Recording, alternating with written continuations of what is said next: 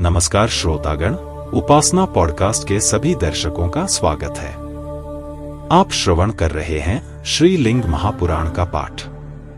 इस एपिसोड में आप सुनेंगे श्रीलिंग महापुराण के प्रथम खंड का अध्याय 21 से अध्याय 30 तक का संपूर्ण पाठ। तो आइए श्रवण करते हैं श्रीलिंग महापुराण का पाठ। सब जन कमेंट बॉक्स में लिखिए हर हर महादेव।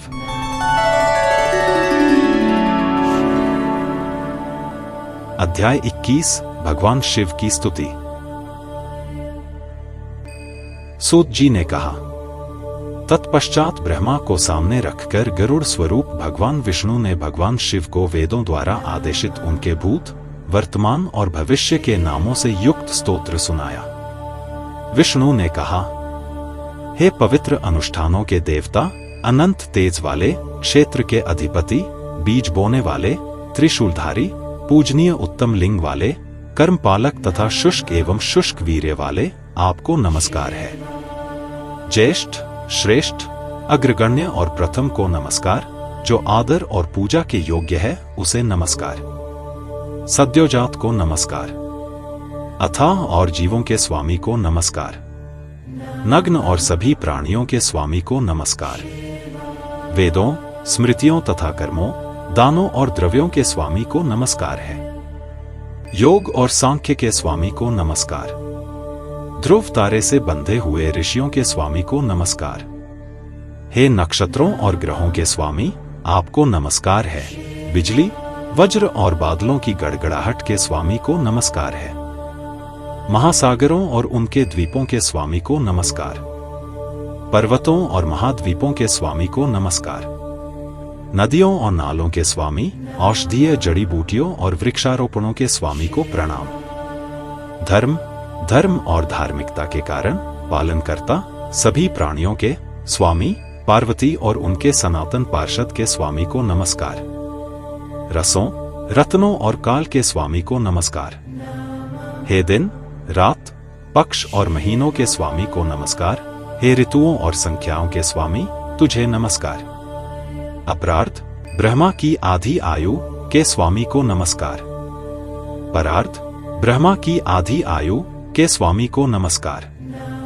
पुराणों के स्वामी और सृष्टि के स्वामी को नमस्कार। व्यंतर, योग और चतुर्विद सृष्टि के स्वामी को नमस्कार। अनंत दृष्टि वाले को नमस्कार। कल्प अर्थात सृष्टि के आरंभ से उत्पन्न सभी क्रियाओं के स्वामी को नमस्कार। ब्रह्मांड के स्वामी और ब्रह्मा के अधिपति को नमस्कार।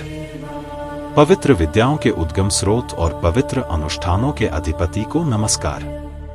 उत्पत्ति के स्रोत, मंत्रों, पितरों और आत्माओं के अधिपति को प्रणाम।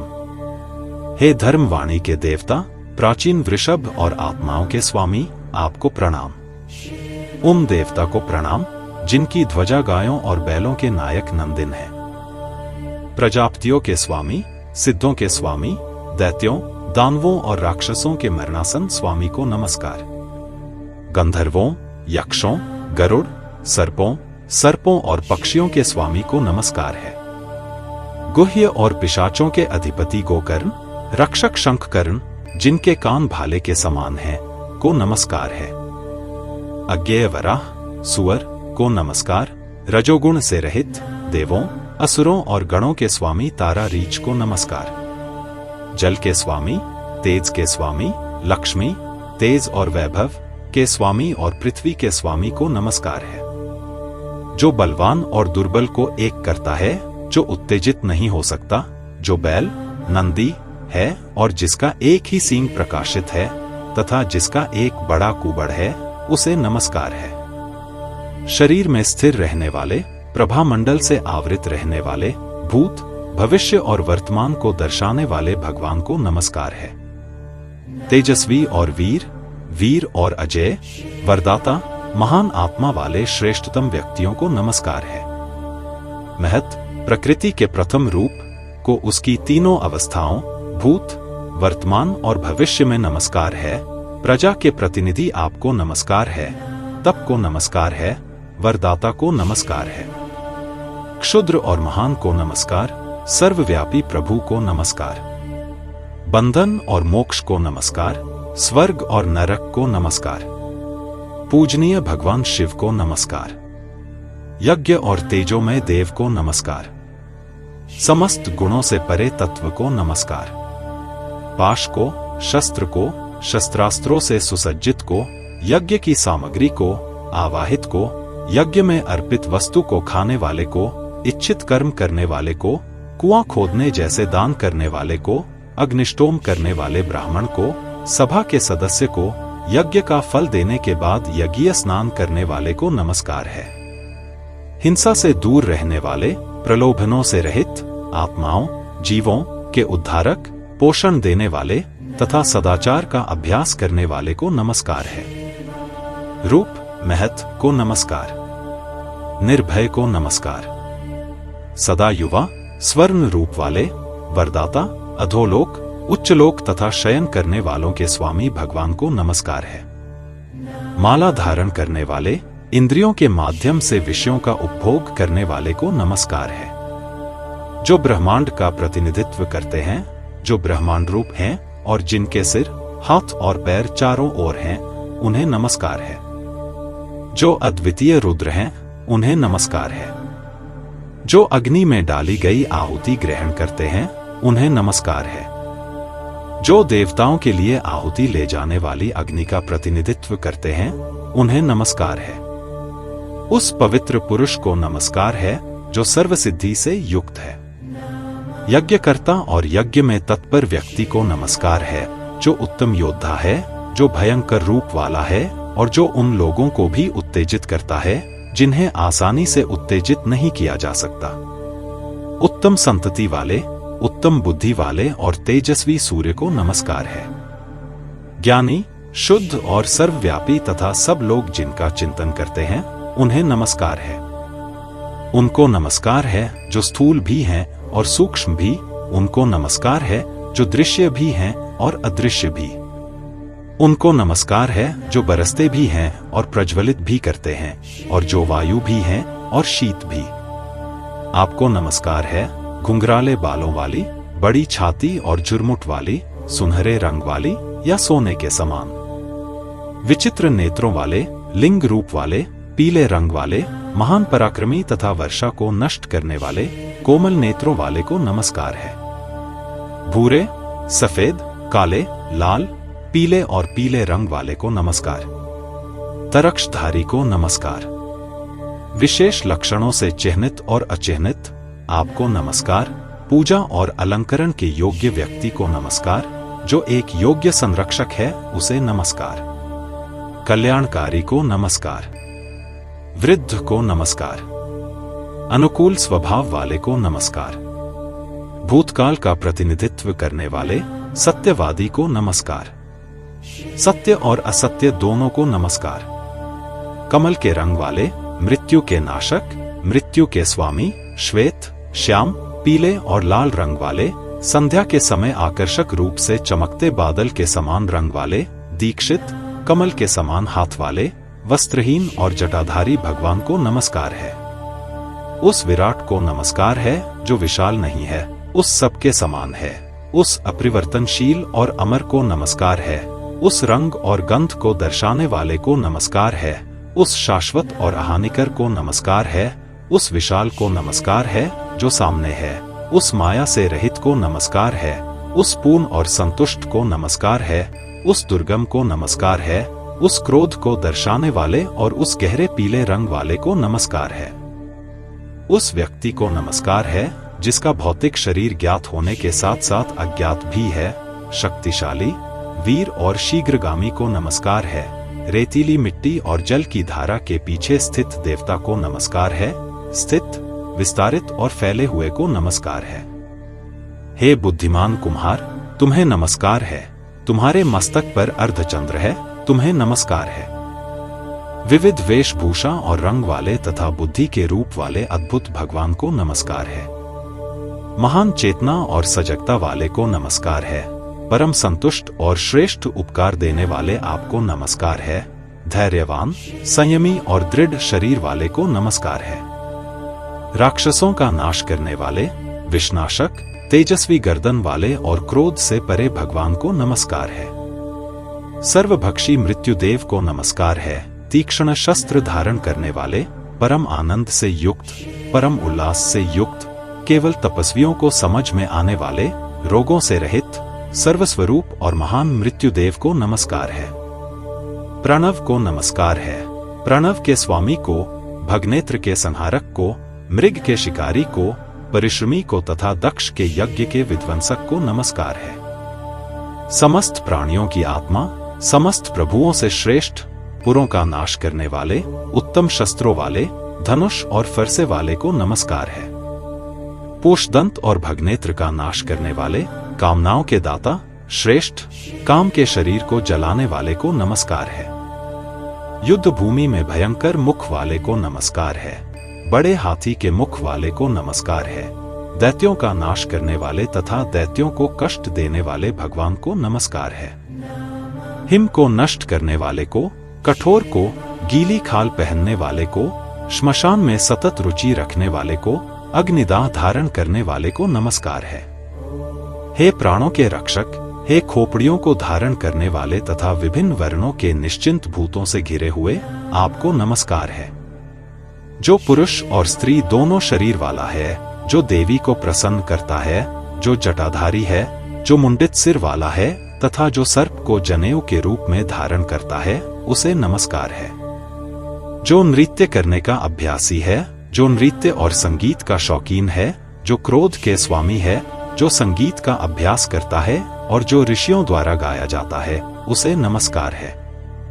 सिंह रूप वाले, तीक्ष्ण स्वभाव वाले, प्रिय और अप्रिय दोनों प्रकार के, डरावने और भयंकर, भग दानव का दमन करने वाले को नमस्कार है। ज्ञानी आत्माओं द्वारा स्तुति और गान किए गए भगवान को नमस्कार। परम सौभाग्यशाली भगवान को नमस्कार, जो जोर से हंसते हैं, जो सिंह की तरह दहाड़ते हैं और जो पंख फड़फड़ाते और फूंक मारते हैं। जो दहाड़ता और कूदता है, उसको नमस्कार है। जो प्रसन्न आत्मा है, जो परोपकारी है, जो सांस लेता है, दौड़ता है और सबको नियंत्रित करता है, उसको नमस्कार है। ध्यान करने वाले, जम्हाई लेने वाले, रोने वाले, दौड़ने वाले, सरपट दौड़ने वाले और खेलने वाले को नमस्कार है तथा जिसका पेट निकला हुआ है, जिसके पास करने को कार्य है और कोई कार्य नहीं है, जिसके 1000 सिर हैं, जो दरिद्र या कंजूस है, जिसका शरीर भावुक है, जिसके पास छोटी पायलें हैं, उनको नमस्कार है। विकृत वेश वाले को नमस्कार है। निर्दयी और क्षमाशील को नमस्कार है। जो नापा नहीं जा सकता, रक्षक को नमस्कार है। प्रकाशित और गुणों से रहित को नमस्कार है।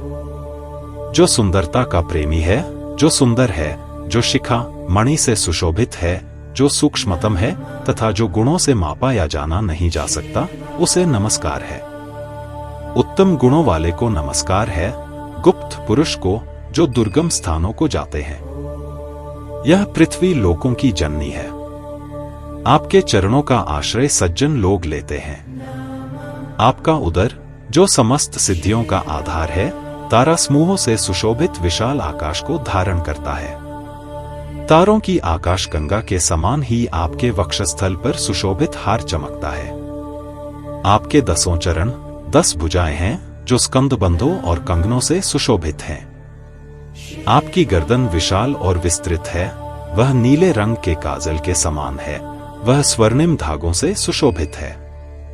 आपका मुख अदम्य है। यह घुमावदार दंतों के कारण भयानक है। यह अतुलनीय है। आपका सिर, जो स्वयं स्वर्ग है, कमल मालाओं की पगड़ी के साथ और भी अधिक चमकता है। सूर्य में तेज, चंद्रमा में प्रभा, पर्वतों में दृढ़ता, वायु में बल, अग्नि में गर्मी, जल में शीतलता और आकाश में शब्द। बुद्धिमान लोग इन गुणों को अविनाशी भगवान के अंतरंग स्पंदन के कारण जानते हैं।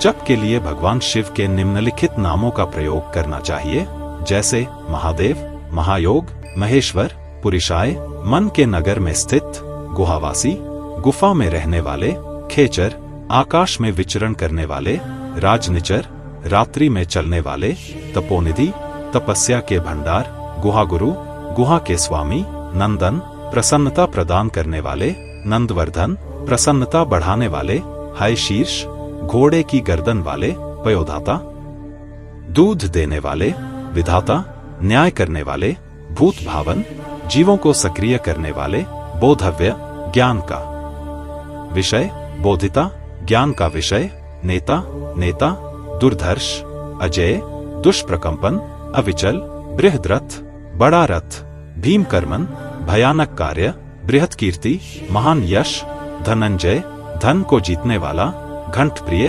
घंटियों का शौकीन, ध्वजिन, ध्वजाधारी, चत्रिन, छत्रधारी, पिनाकिन, धनुष पिनाक धारण करने वाला, ध्वजाप्ति, सेना का स्वामी, कवचिन, कवचधारी, पतिशिन, लौह गदाधारी, खड्गिन, तलवारधारी, धनुरस्थ, हाथ में धनुषधारी, पराश्वाधीन, कुल्हाड़ीधारी, अगस्मर, विध्वंसक नहीं, अनग, पाप रहित, शूर, वीर, देवराज, देवलों का राजा, अरिमर्दन, शत्रुओं का दमन करने वाला। पूर्वकाल में युद्ध में हमने आपको प्रसन्न करके शत्रुओं का वध किया था।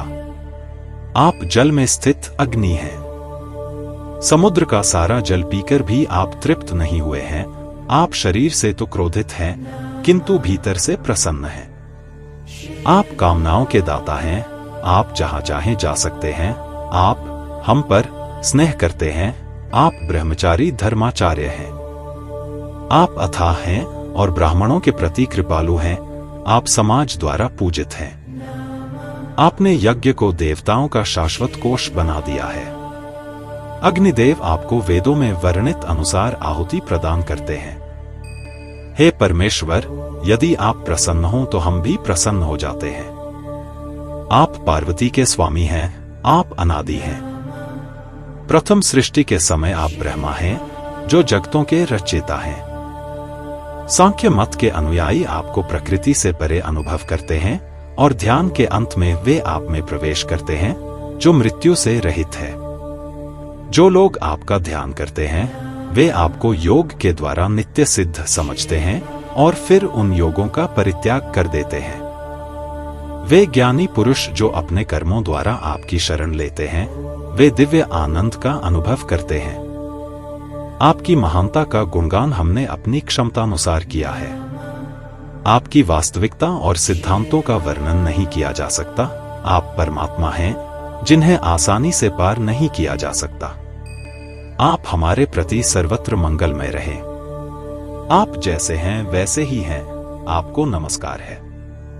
इस प्रकार लिंग पुराण आधारित प्रथम खंड का अध्याय 21 समाप्त होता है।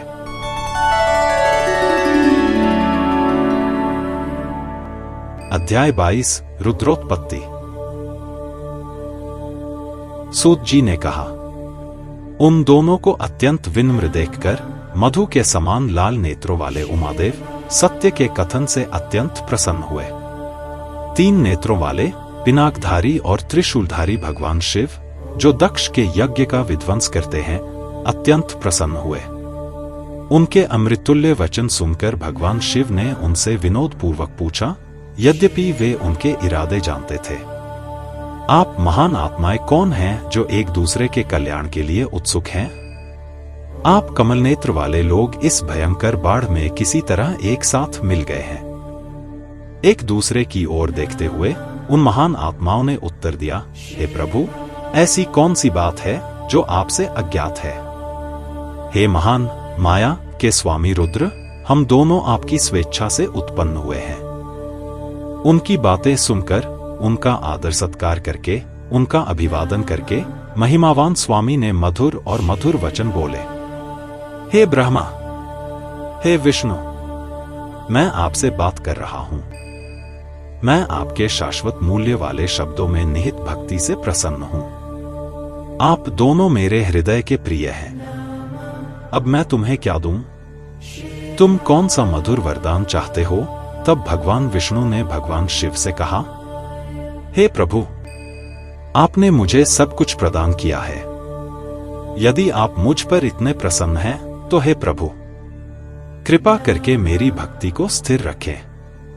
इस प्रकार अनुरोध करने पर भगवान शिव को इसका ज्ञान हो गया।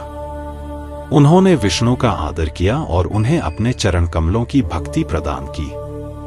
आप इस संसार के रचयिता हैं, आप इसके अधिष्ठाता देवता हैं। आपकी जय हो हे प्रिय, हे कमल नेत्र स्वामी, मैं अब जाऊंगा। ऐसा कहकर भगवान ने ब्रह्मा को भी आशीर्वाद दिया। अत्यंत प्रसन्न होकर उन्होंने अपने शुभ हाथों से ब्रह्मा को थपथपाया और कहा, हे प्रिय, तुम निश्चय ही मेरे समान हो, तुम मेरे भक्त भी हो, तुम्हें नमस्कार है। हे उत्तम कर्मों वाले देवता, अब मैं यहां से चला जाता हूं, तुम में पूर्ण जागृति हो।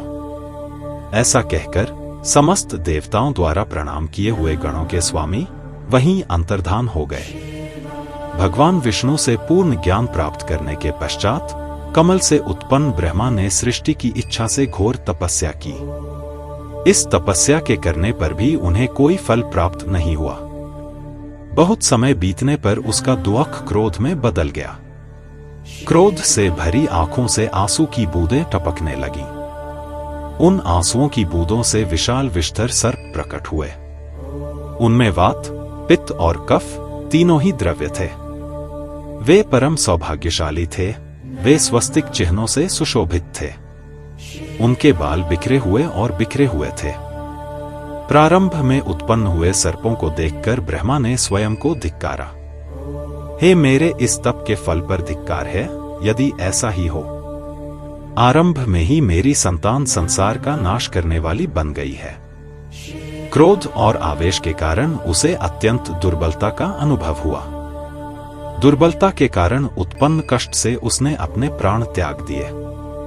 अद्वितीय पराक्रम वाले ब्रह्मा के शरीर से 11 रुद्र सहानुभूति और दया से रोते हुए प्रकट हुए।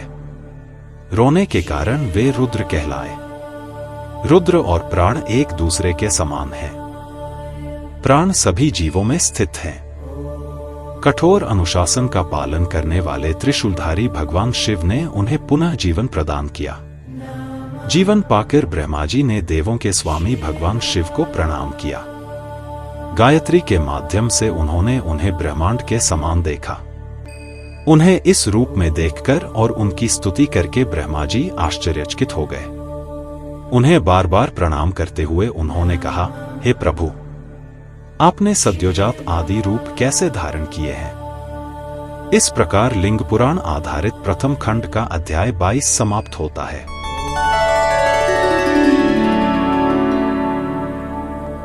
अध्याय 23 विभिन्न कल्प।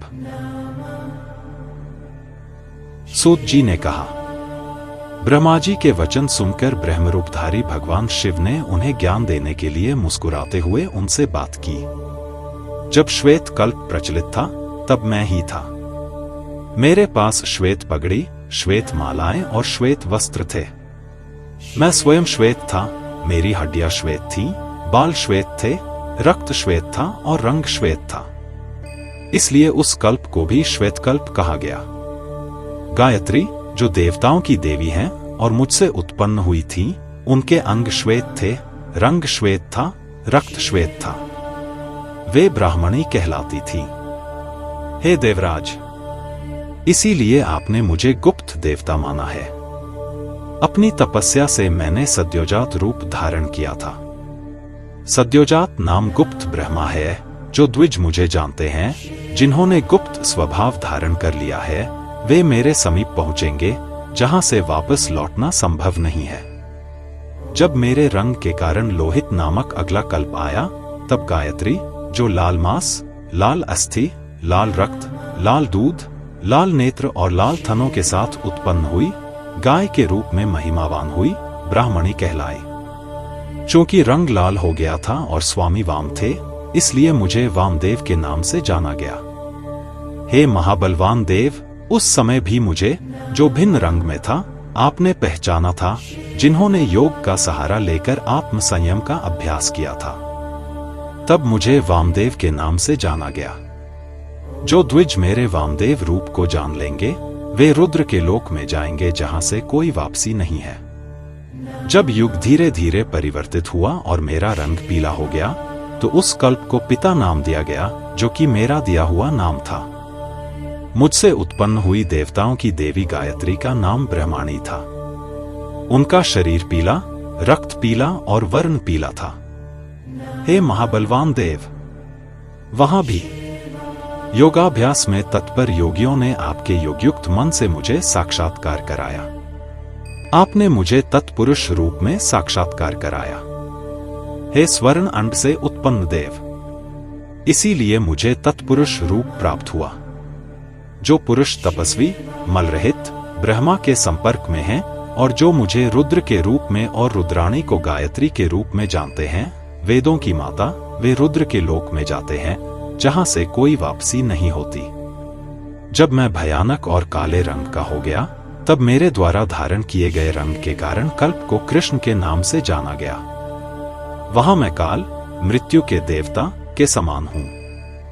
मैं काल, समय हूं, लोकों का गणक। हे ब्रह्मा, तब आपने मुझे भयानक कार्यों के कारण घोरा, भयानक नाम से जाना। हे देवों के स्वामी, मुझसे उत्पन्न गायत्री का शरीर काला, रक्त काला और रूप काला था और उनका नाम ब्रह्माणी था। इसलिए जो लोग मुझे घोर रूप में जानते हैं, उनके लिए मैं अपरिवर्तनशील, अघोर, भयानक नहीं और शांत होऊंगा। हे ब्रह्मा, जब मैंने विश्व रूप धारण किया था, तब आपने योग समाधि के द्वारा मेरा साक्षात्कार किया था। लोकों की पालनहार गायत्री ने भी विश्व रूप धारण किया था। जो लोग मुझे इस विश्व रूप को धारण किए हुए जानते हैं, उनके लिए मैं सदैव शुभ और सौम्य रहूंगी। वह कल्प भी विश्व रूप कहलाएगा। ये चारों, जो सभी प्रकार के रूप धारण करते हैं, मेरे पुत्र के रूप में प्रसिद्ध होंगे। चूंकि वे भिन्न भिन्न वर्णों वाले हैं, इसलिए उनकी प्रजा भी भिन्न भिन्न वर्णों या जातियों, वर्णों की होगी और उन्हें गायत्री का प्रयोग करने की अनुमति होगी। मनुष्य के जीवन के 4 लक्ष्य होंगे: पुण्य, धन, काम और मोक्ष। सभी जीव 4 समूहों, जीवन के 4 चरणों के अंतर्गत आएंगे। धर्म के चरण 4 होंगे, क्योंकि मेरे पुत्रों की संख्या 4 है। अतः स्थावर और जंगम प्राणियों से युक्त यह ब्रह्मांड 4 युगों में स्थित है। चूंकि यह 4 युगों में स्थित है, इसलिए इसके 4 फ्रेटस होंगे। 8 लोक हैं: भू, भुव, स्वर, मह, जन, तप, सत्य और विष्णु। ये 8 आधारों में स्थित हैं, जिनमें से प्रत्येक अविनाशी है। भू, भुव, स्वर और महा, ये 4 आधार हैं। पहला भूह, दूसरा भुवः, तीसरा स्वर और चौथा महर है। 5वां जनः, 6ठा तपस और 7वां सत्य है, जहां से लोग इस लोक में वापस नहीं आते। 8वां विष्णु का लोक है। यही वह स्थान भी है जहां से इस लोक में वापस आना कठिन है। उसके आगे स्कंद और उमा का लोक है, जो सभी सिद्धियों से संपन्न है। उससे आगे रुद्र का लोक है, योगियों का उत्तम लोक। जो अहंकार से रहित हैं, जिनमें न काम है, न क्रोध, तथा जिनका मन केवल योग में ही लगा हुआ है, वे द्विज उसमें प्रवेश कर सकते हैं। चूंकि गायत्री तुम्हें चतुर्भुजी दिखाई दी, इसलिए लोक भी 4 हैं, अर्थात उमा, कुमार, महेश्वर और विष्णु का लोक। फिर चूंकि गायत्री चतुर्भुजी दिखाई दी, इसलिए पशु भी चतुर्भुजी होंगे। उनके थन भी 4 होंगे। चूंकि वैदिक मंत्रों के साथ सोमरस, जो जीवों का जीवन है, मेरे मुख से गिर गया, इसलिए गौएथनों से दूध पीने वाली कहलाने लगी। इसलिए सोमरस रूपी अमृत को जीवों का जीवन कहा जाता है। इसीलिए पशु चौपाए हो गए, उनके दूध का रंग भी इसी कारण से सफेद है। चूंकि अनुष्ठानों के दौरान महादेवी द्विपाद रूप में देखी गईं, अतः लोकों की रचिता गायत्री भी उसी स्वरूप की है। अतः सभी मनुष्य द्विपाद हैं, जिनके 2 स्तन हैं। चूंकि महाशक्तिशाली अजन्मा देवी महादेवी को आपने सभी जीवों का आधार माना है, इसलिए प्रजा सभी प्रकार के रूप वाली होगी। अजन्मा देवता महान तेज और विश्व रूप वाला होगा और उसके मुख से अग्निदेव प्रकट होंगे, जिनकी शक्ति अमोघ होगी। अतः शुद्ध और सर्वव्यापी अग्निदेव जीवित शरीर का रूप धारण करते हैं। जो शुद्धात्मा पुरुष मुझे प्रभुता, इंद्रिय संयम और सर्वव्यापकता से युक्त देखते हैं, वे रजोगुण और तमगुण से मुक्त हो जाते हैं। वे भौतिक शरीर का त्याग करके मेरी सन्निधि प्राप्त करते हैं और इस पृथ्वी पर फिर कभी नहीं लौटते। हे ब्राह्मणों, रुद्र द्वारा इस प्रकार संबोधित किए जाने पर ब्रह्मा जी ने उन्हें प्रणाम किया। मन में शुद्ध होकर वे पुनः उनसे बोले, हे प्रभु, आप गायत्री की महानता के साथ साथ परम प्रभु महेश्वर की महिमा से भी परिचित हैं। हे प्रभु, आप मुझे गायत्री और स्वयं का परम धाम प्रदान करें। तब भगवान ने उन्हें वरदान दिया, अतः जो परम प्रभु और गायत्री के अनेक रूप या सर्वव्यापकता को जानता है, वह ब्रह्मा से तादात्म्य प्राप्त करता है, जैसा कि स्वयं भगवान ने ब्रह्मा से कहा है। इस प्रकार लिंग पुराण आधारित प्रथम खंड का अध्याय 23 समाप्त होता है।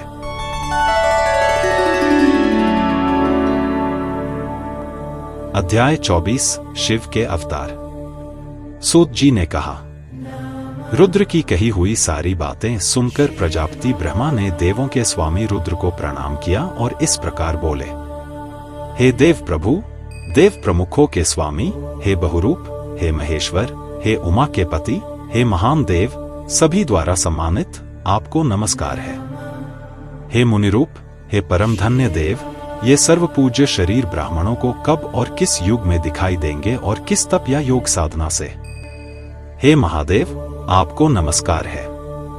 उनके वचन सुनकर और उन्हें सामने देखकर ऋक्, यजुस और सामन द्वारा प्रकट हुए महान भगवान रुद्र मुस्कुराए और बोले, ध्यान के बिना, न तो तप से, न आचरण से, न दान और पवित्र अनुष्ठानों से, न तीर्थ स्थानों के दर्शन से, न धन सहित यज्ञों से, न वेदों के अध्ययन से, न धन से और न ही विविध प्रकार के ज्ञान से मनुष्यों के लिए मुझे देखना संभव है। हे ब्रह्मा, वराह कल्प में 7वें वराह कल्प के प्रकाशक होंगे और आपके पौत्र वैवस्वत मनु होंगे। हे ब्रह्मा, उस चारों युगों वाले कल्प में, कली के अंत में, मैं लोगों का कल्याण करने और ब्राह्मणों के कल्याण के लिए जन्म लूंगा। जैसे जैसे युग आगे बढ़ेगा, जब भगवान स्वयं व्यास बन जाएंगे, प्रथम द्वापर में मैं द्वापर के समीप श्वेत ऋषि के रूप में जन्म लूंगा। मैं शिखा से युक्त होऊंगा और हिमालय पर्वत के एक सुंदर शिखर, उत्तम छागल पर्वत पर निवास करूंगा। तब मेरे शिष्य 4 श्रेष्ठ ब्राह्मण होंगे, जो वेदों के ज्ञाता और शिखाधारी होंगे। वे श्वेत, श्वेत शिखा, श्वेतास्य और श्वेत लोहित होंगे। ब्रह्मा लक्ष्य प्राप्त करने के बाद वे मेरे पास आएंगे और ध्यान और योग के मार्ग में समर्पित होंगे। हे ब्रह्मा, द्वितीय द्वापर युग में भगवान प्रजापति व्यास बनेंगे, जिन्हें सद्य नाम से जाना जाता है। तब कलयुग में मैं शिष्यों को आशीर्वाद देने की इच्छा से जगत के कल्याण के लिए सुतार नाम से जन्म लूंगा। तब मेरे शिष्य इन नामों से जाने जाएंगे: दुंदुभि, शत्रुप, ऋचिक और केतुमान। योग और ध्यान प्राप्त करने के बाद और पृथ्वी पर ब्रह्मा की स्थापना करने के बाद वे रुद्र के क्षेत्र और संगति को प्राप्त करेंगे। तीसरे युग द्वापर में भार्गव व्यास होंगे। फिर द्वापर के अंत में मैं दमन के रूप में जन्म लूंगा। वहां भी मेरे 4 पुत्र पैदा होंगे, जिनके नाम हैं विकेश, विकोश, विपाश और शापनाशन। ये चारों महान पराक्रमी उसी योग मार्ग से रुद्र के लोक में जाएंगे और फिर कभी वापस नहीं आएंगे। चौथे द्वापर युग में अंगिरस व्यास बनेंगे। उस समय मैं सुहोत्र नाम से जन्म लूंगा। वहां भी 4 तपस्वी मेरे पुत्र के रूप में जन्म लेंगे। वे दृढ़ संकल्पी और योगनिष्ठ श्रेष्ठ ब्राह्मण होंगे। वे सुमुख, दुर्मुख, दरदुर और धृतिक्रम नाम से जाने जाएंगे। सूक्ष्म योगाभ्यास करके वे शुद्ध हो जाएंगे और सूक्ष्म योगाभ्यास का आश्रय लेकर अपने पापों का नाश करेंगे। योग से संपन्न होकर और उसी मार्ग से, जैसा कि ऊपर वर्णित है, ये साहसी आत्माएं रुद्रलोक जाएंगी और फिर कभी वापस नहीं लौटेंगी। 5वें द्वापर में सविता व्यास होंगी। उस समय मैं लोगों का कल्याण करने और लोगों में योग का प्रचार करने के लिए कंक नाम से महातपस्वी पुरुष के रूप में जन्म लूंगा। शुद्ध मूल के 4 धन्य पुरुष मेरे शिष्य होंगे। वे दृढ़ संकल्प वाले योगात्मा होंगे। वे सनक, सनंदन, सनातन और सनत कहलाएंगे। वे सर्वथा अहंकार रहित होंगे। अंत में वे मेरे धाम आएंगे और फिर कभी नहीं लौटेंगे। छठे युग में मृत्यु व्यास होंगे और मैं लौगाक्षी कहलाऊंगा। तब मेरे 4 शिष्य होंगे, सभी दृढ़ संकल्प वाले, योगनिष्ठ, धन्य और लोकप्रिय। वे सुधामा, विराज, शंखपाद और राजस नाम से जाने जाएंगे। वे सभी योगनिष्ठ, महान आत्माएं, पवित्र और निष्पाप होंगे और योगाभ्यास से संपन्न होंगे। ध्यान के मार्ग से वे मेरे पास आएंगे और फिर कभी नहीं लौटेंगे। 7वें युग में शतक्रतु, जो पूर्व जन्म में तेजस्वी विभु नाम से प्रसिद्ध थे, व्यास बनेंगे। फिर द्वापर के अंत में और कलयुग के आगमन पर मैं सर्वव्यापी, विख्यात और श्रेष्ठ योगी जैगीषव्य के रूप में जन्म लूंगा। वहां भी मेरे 4 पुत्र उत्पन्न होंगे। वे सारस्वत, मेघ, मेघवाहन और सुवाहन नाम से विख्यात होंगे। वे महान आत्माएं ध्यान के मार्ग में लीन होकर उसी मार्ग से दुहकों से रहित रुद्रलोक को जाएंगी। 8वें कल्प में वशिष्ठ व्यास बनेंगे। मैं दधिवाहन नाम से जन्म लूंगा। वहां भी मेरे पुत्र दृढ़ संकल्प और महान योगाभ्यास वाले योगात्मा होंगे। उनके समान कोई नहीं होगा। वे कपिल, आसुरी, पंचशिक और बाष्कल नाम से विख्यात होंगे। ये महान पराक्रमी पुण्यात्मा होंगे। भगवान का योग प्राप्त करके वे अपने पापों को भस्म कर देंगे और मेरे पास आएंगे, फिर कभी नहीं लौटेंगे। 9वें कल्प में जब सारस्वत व्यास होंगे, तब मैं ऋषभ नाम से जन्म लूंगा। वहां भी मेरे पुत्र महान पराक्रमी होंगे। वे पराशर, गर्ग, भार्गव और अंगिरस होंगे। सभी ब्राह्मण वेदों में पारंगत, अपनी तपस्या के बल से श्रेष्ठ और शाप और आशीर्वाद देने में सक्षम होंगे। योग विद्या में बताए गए ध्यान मार्ग को प्राप्त करके वे तपस्वी रुद्रलोक को चले जाएंगे और फिर कभी वापस नहीं लौटेंगे। 10वें द्वापर युग में त्रिपाद ऋषि व्यास होंगे। तब मैं हिमालय के एक सुंदर शिखर, उत्तम भृगुतुंग पर्वत पर एक ब्राह्मण ऋषि के रूप में जन्म लूंगा। देवताओं द्वारा पूजित वह शिखर भृगु ऋषि के नाम से सुविख्यात है। वहां भी मेरे पुत्र अपने पवित्र अनुष्ठानों में दृढ़ रहेंगे। वे बलबंधु, निर्मित्र, केतुभृंग और तपोधन के नाम से जाने जाएंगे। वे योगनिष्ठ और महान आत्माएं होंगे, जो तपस्या और योग से संपन्न होंगे। तपस्या द्वारा अपने पापों का नाश करके वे रुद्रलोक को जाएंगे। 11वें द्वापर में त्रिव्रत व्यास बनेंगे। फिर मैं कलयुग में गंगद्वार में उग्र नामक महाप्रतापी पुरुष के रूप में जन्म लूंगा, जो समस्त लोकों में विख्यात होगा। वहां भी मेरे 4 महापराक्रमी पुत्र होंगे, अर्थात लंबोदर, लंबक्ष, लंबकेश और प्रलंबक। महेश्वर योग प्राप्त करके वे रुद्र के लोक में जाएंगे। 12वें कल्प में महातेजस्वी ऋषि सत्यज, बुद्धिमानों में श्रेष्ठ, व्यास बनेंगे। उस समय जब द्वापर समाप्त होगा और कलयुग का प्रारंभ होगा, मैं हेतुक वन में अत्रि नाम से विख्यात होऊंगा। वहां भी मेरे पुत्र उत्पन्न होंगे, जो भस्म और उपटन धारण करेंगे, जो योगी होंगे और रुद्र के लोक में समर्पित होंगे। वे सर्वज्ञ, संबुद्धि, साध्य और सर्व नाम से विख्यात होंगे। महेश्वर का योग प्राप्त करके वे रुद्रलोक को जाएंगे। जब 13वां कल्प अपने निर्धारित क्रम में व्यतीत होगा, तब नारायण नाम से धर्म व्यास होंगे। उस समय मैं गंधमादन पर्वत पर वालखिल्य के पवित्र तपस्वी उपवन में ऋषि वाली के रूप में जन्म लूंगा।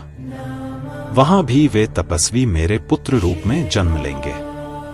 वे सुदामा, कश्यप, वशिष्ठ और विराज नाम से विख्यात होंगे। वे सभी महान योग शक्ति से संपन्न, मलों से रहित और ब्रह्मचारी होंगे। महेश्वर योग प्राप्त करके वे रुद्रलोक को जाएंगे। 14वें कल्प में तारकक्षु व्यास होंगे। वहां भी अंतिम युग में मैं उत्तम अंगिरस कुल में गौतम नाम से जन्म लूंगा। उस तपस्वी उपवन का नाम भी गौतम के नाम पर रखा जाएगा। वहां भी कलयुग में मेरे पुत्र उत्पन्न होंगे। वे अत्रि, देवसद, श्रवण और श्रविष्ठक नाम से विख्यात होंगे। वे योगनिष्ठ और योग सिद्ध पुरुष होंगे। महेश्वर का योग प्राप्त करके वे रुद्रलोक को जाएंगे। जब 15वां चक्र अपने क्रम से आता है तब त्रयारुणी व्यास बन जाती है। मैं वेदशिरस नामक ब्राह्मण के रूप में जन्म लूंगा। तब मेरे पास वेदशिरस नामक एक शक्तिशाली अस्त्र होगा। हिमालय की ढलानों के पीछे सरस्वती के तट पर वेदशिरस नामक एक पर्वत होगा। वहां भी 4 तपस्वी मेरे पुत्र होंगे, अर्थात कुणी, कुणिबाहु, कुशारिर और कुनेत्र। वे सभी योगनिष्ठ और महान आत्माएं होंगी जो सदैव तपस्वी रहेंगी। महेश्वर का योग प्राप्त करने के बाद वे रुद्रलोक को जाएंगे। 16वें युग में जब देव व्यास होंगे तब संयमी भक्तों में योग का प्रचार करने के लिए मैं गोकर्ण नाम से जन्म लूंगा। वह वन जहां मैं निवास करता हूं और उपदेश देता हूं गोकर्ण के नाम से पवित्र और प्रसिद्ध होगा। वहां भी 4 योगी मेरे पुत्र होंगे, अर्थात कश्यप, उष्णस, च्यवन और बृहस्पति। वे ध्यान और योग से युक्त होंगे। उसी मार्ग का अनुसरण करके और महेश्वर के योग को प्राप्त करके वे स्वयं रुद्र के पास जाएंगे। हे ब्रह्मा जी, जब 17वां कल्प विधिवत आरंभ होगा तब कृतंजय व्यास होंगे और मैं हिमालय के ऊंचे और सुंदर शिखर महाल्या पर गुहावास नाम से जन्म लूंगा। मैं गुहावासिन नाम से विख्यात होऊंगा। यह महाल्या सिद्ध क्षेत्र अर्थात पवित्र स्थान बनेगा। वहां भी मेरे पुत्र योगज्ञ और ब्रह्मा के व्याख्याता होंगे। वे श्रेष्ठ पुत्र होंगे और अहंकार से रहित होंगे। वे उतत्य, वामदेव, महायोग और महाबल नाम से विख्यात होंगे। उस समय योग साधना में तत्पर उनके सैकड़ों हजारों शिष्य होंगे। योगाभ्यास में तत्पर और हृदय में भगवान का ध्यान करते हुए वे महाल्या में चरण चिन्हों का दर्शन करके भगवान के लोक को प्राप्त करेंगे। अन्य श्रेष्ठ आत्माएं जो द्वापर के अंत और कलयुग के आगमन पर अपने मन को ध्यान में लगाएंगी, वे निष्पाप और बुद्धि से शुद्ध हो जाएंगी। वे कष्टों से रहित होकर मेरी कृपा से रुद्रलोक को जाएंगी। भगवान के लोक पवित्र महाल्या का दर्शन करके भक्त भवसागर को पार कर अपनी 10 पिछली और 10 भावी पीढ़ियों का उद्धार करेगा। इस प्रकार स्वयं सहित वह महाल्या में 21 पीढ़ियों का उद्धार करेगा। ये सभी ज्वर से मुक्त होकर मेरी कृपा से रुद्रलोक को जाएंगी। हे प्रभु, 18वें कल्प में ऋषि ऋतंजय व्यास बनेंगे। तब मैं सिद्धों के परम पवित्र क्षेत्र में, जो देवताओं और दानवों द्वारा पूजित है, शिखंडिन नाम से जन्म लूंगा। हिमालय के सुंदर शिखर पर शिखंडिन नामक एक पर्वत है, जहां शिखंडिन ऋषि की तपस्थली स्थित है, जहां सिद्ध लोग शरण लेते हैं। वहां भी मेरे 4 तपस्वी उत्पन्न होंगे। वे वाचश्रवा, ऋचिक, श्यामाश्व और यतीश्वर नाम से विख्यात होंगे। वे योगनिष्ठ और श्रेष्ठ पुत्र तथा वेदों के स्वामी होंगे। महेश्वर का योग प्राप्त करने के बाद वे रुद्रलोक जाएंगे। जब 19वां कल्प विधिवत आरंभ होगा तब महर्षि भारद्वाज व्यास बनेंगे। तब मैं हिमालय के सुंदर शिखर पर, जहां जटायु पर्वत स्थित है, जटामालिन नाम से जन्म लूंगा। वहां भी मेरे 4 महापराक्रमी पुत्र उत्पन्न होंगे। वे हिरण्यनाभ, कौशल्य, लौगाक्षी और कुथुमी नाम से विख्यात होंगे। योग गुणों से युक्त ये ब्रह्मचारी रहेंगे। महेश्वर योग प्राप्त करके ये रुद्रलोक को जाएंगे। जब 20वां युग प्रारंभ होगा तब गौतम ऋषि व्यास बनेंगे। तब मैं अट्ठाहास नाम से जन्म लूंगा, जो लोगों को अत्यंत प्रिय होगा। वहीं हिमवत पर्वत की चोटी पर अट्ठाहास नामक महान पर्वत है, जो देवताओं, दानवों, यक्षों, सिद्धों और चारणों का निवास स्थान है। वहां भी मेरे शक्तिशाली पुत्र उत्पन्न होंगे। वे योगनिष्ठ और महान आत्माएं होंगी, जो नियमित रूप से ध्यान और पवित्र अनुष्ठान करने में संलग्न रहेंगी। वे सुमंतु, बर्बरी, कबंध और कुशिकंधर के नाम से जाने जाएंगे। महेश्वर का योग प्राप्त करने के बाद वे रुद्रलोक को जाएंगे। जब 21वां कल्प विधिवत आरंभ होगा तब श्रेष्ठ ऋषि वाचश्रवा व्यास बनेंगे। तब मैं दारुक नाम से जन्म लूंगा। वहां देवदार का एक भव्य और पवित्र वन होगा। वहां भी मेरे पुत्र अत्यंत पराक्रमी होंगे। वे प्लक्ष, दारभायनी, केतुमान और गौतम नाम से विख्यात होंगे। वे योगनिष्ठ, महात्मा, संयमी और ब्रह्मचारी होंगे। नित्य पवित्र अनुष्ठानों का पालन करने के बाद वे रुद्रलोक को जाएंगे। 22वें कल्प में जब सुषमायन व्यास बन जाएंगे, तब मैं वाराणसी में भयंकर लांगला नामक महामुनि के रूप में जन्म लूंगा। वहां कलयुग में भगवान इंद्र सहित देवता मुझे भव और हलायुध के रूप में देखेंगे। वहां भी मेरे पुण्य पुत्र भल्लवी, मधुपिंग, श्वेतकेतु और कुश के नाम से जाने जाएंगे। महेश्वर का योग प्राप्त करने के बाद वे ध्यान में लीन होंगे। अशुद्धियों से मुक्त और ब्रह्मा के समान वे रुद्र के लोक में प्रवेश करेंगे। हे ब्रह्मा, 23वें युग में जब तृणबिंदु ऋषि व्यास बनेंगे, तब मैं श्वेत नाम के एक ऋषि के महान शरीर वाले पुण्य पुत्र के रूप में जन्म लूंगा। उस समय मैं एक पर्वत पर तपस्या में अपने दिन बिता रहा होऊंगा, जिसका नाम कालंजर होगा। वहां भी 4 तपस्वी मेरे शिष्य बनेंगे। वे उशिक, बृहदश्व, देवल और कवि के नाम से जाने जाएंगे। महेश्वर का योग प्राप्त करने के बाद वे रुद्रलोक को जाएंगे। हे प्रभु, 24वें कल्प में जब ऋक्ष व्यास बनेंगे, तब मैं द्वापर के अंत में उस कलयुग में नैमिष वन में शूलिन नामक महायोगी के रूप में देवताओं द्वारा नमस्कार किए हुए जन्म लूंगा। वहां भी ये तपस्वी मेरे शिष्य होंगे, शालिहोत्र, अग्निवेश, युवनाश्रव और शरदवासु। वे भी उसी मार्ग से रुद्रलोक जाएंगे।